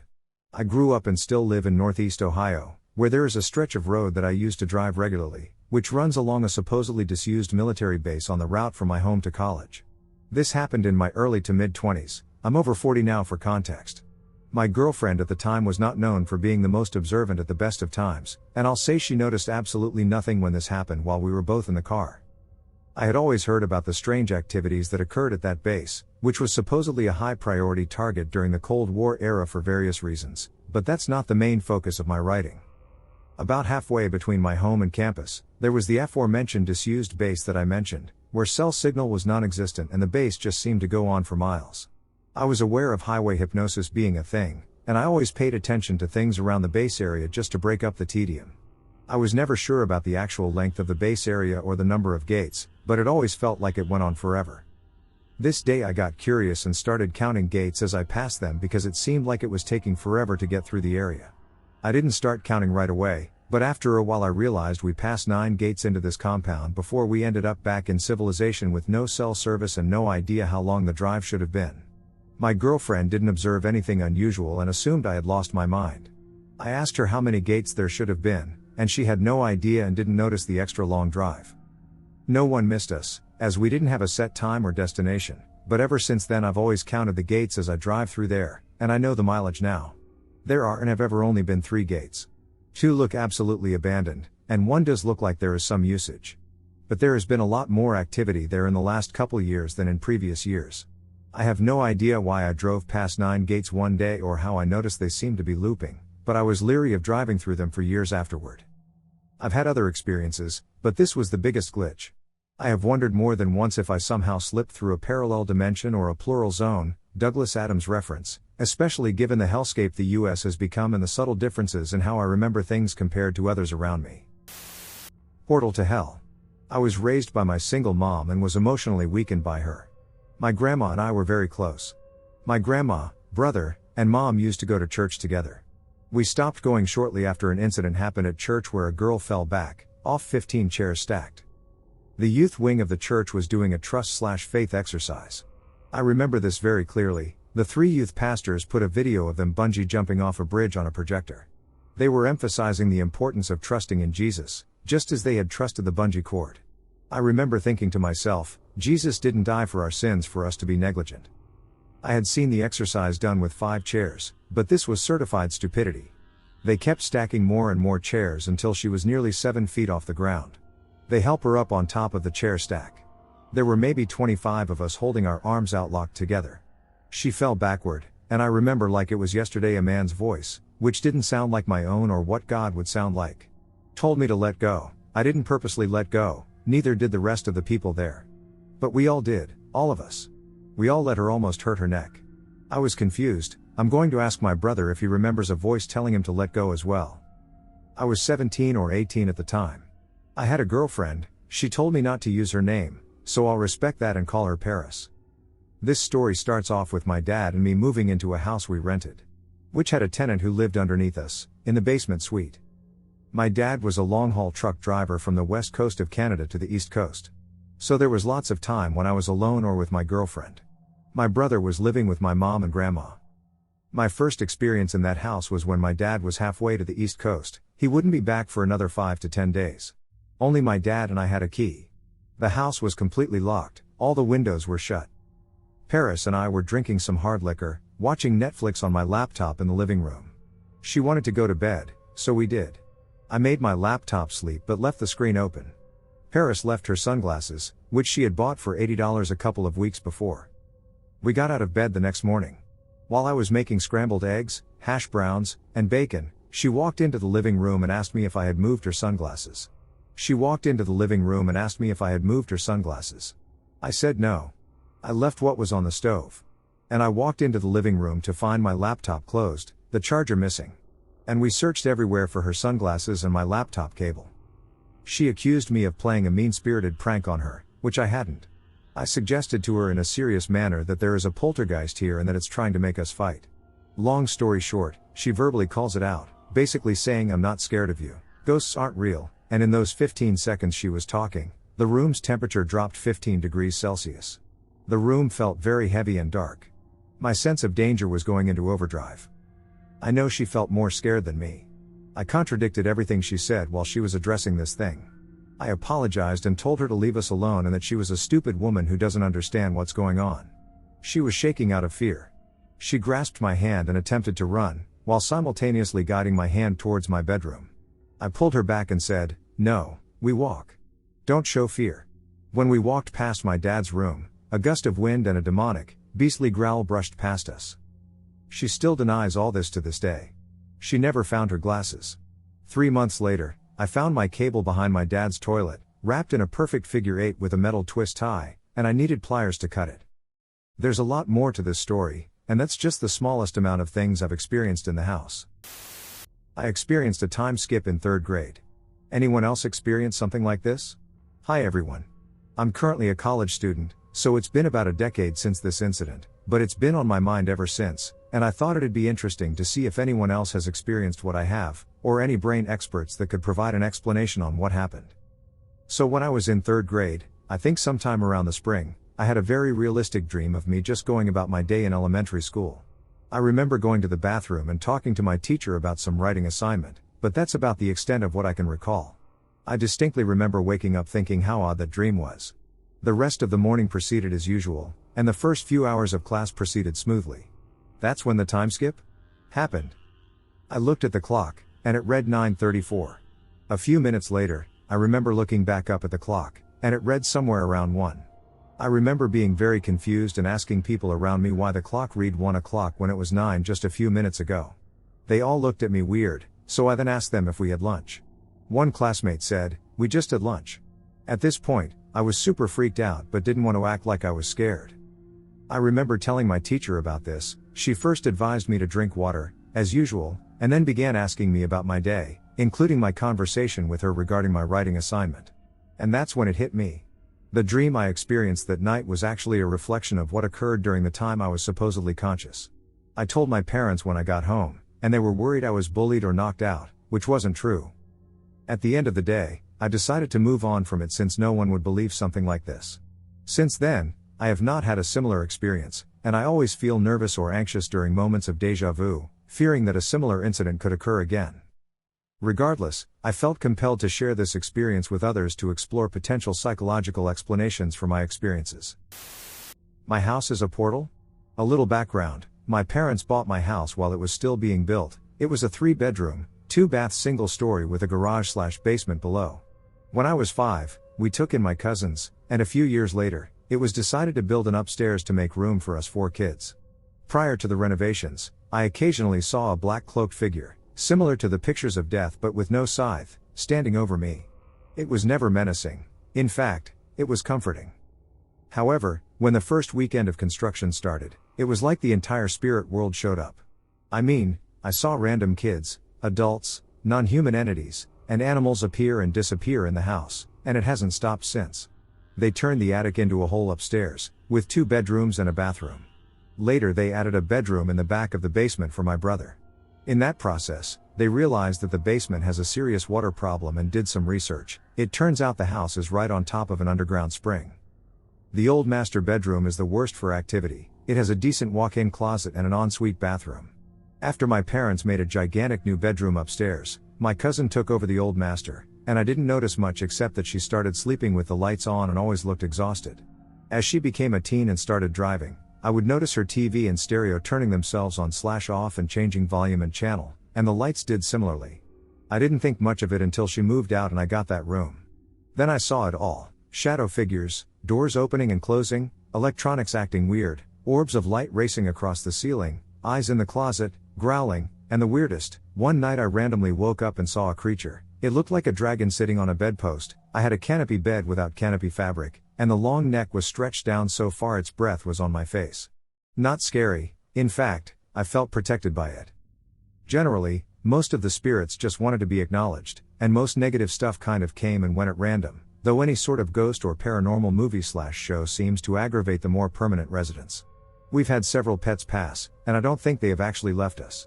The shadow figure of my early childhood is always around and occasionally points at me as it stands over me. Occasionally the spirits seem to play with our cats. We even had one spirit that stole and drank beer out of my mini fridge and left the empty bottles all over in a locked room. My parents have moved back to the old master bedroom since Dad can't do the stairs anymore, and I moved to the new master upstairs. Dad strictly doesn't believe in the paranormal. Mom doesn't know what to think but admits she's seen weird shit. A few years ago we remodeled again to make the downstairs handicap accessible, and my dad's best friend moved into the room across from theirs. He has spent one night with the lights off, in total.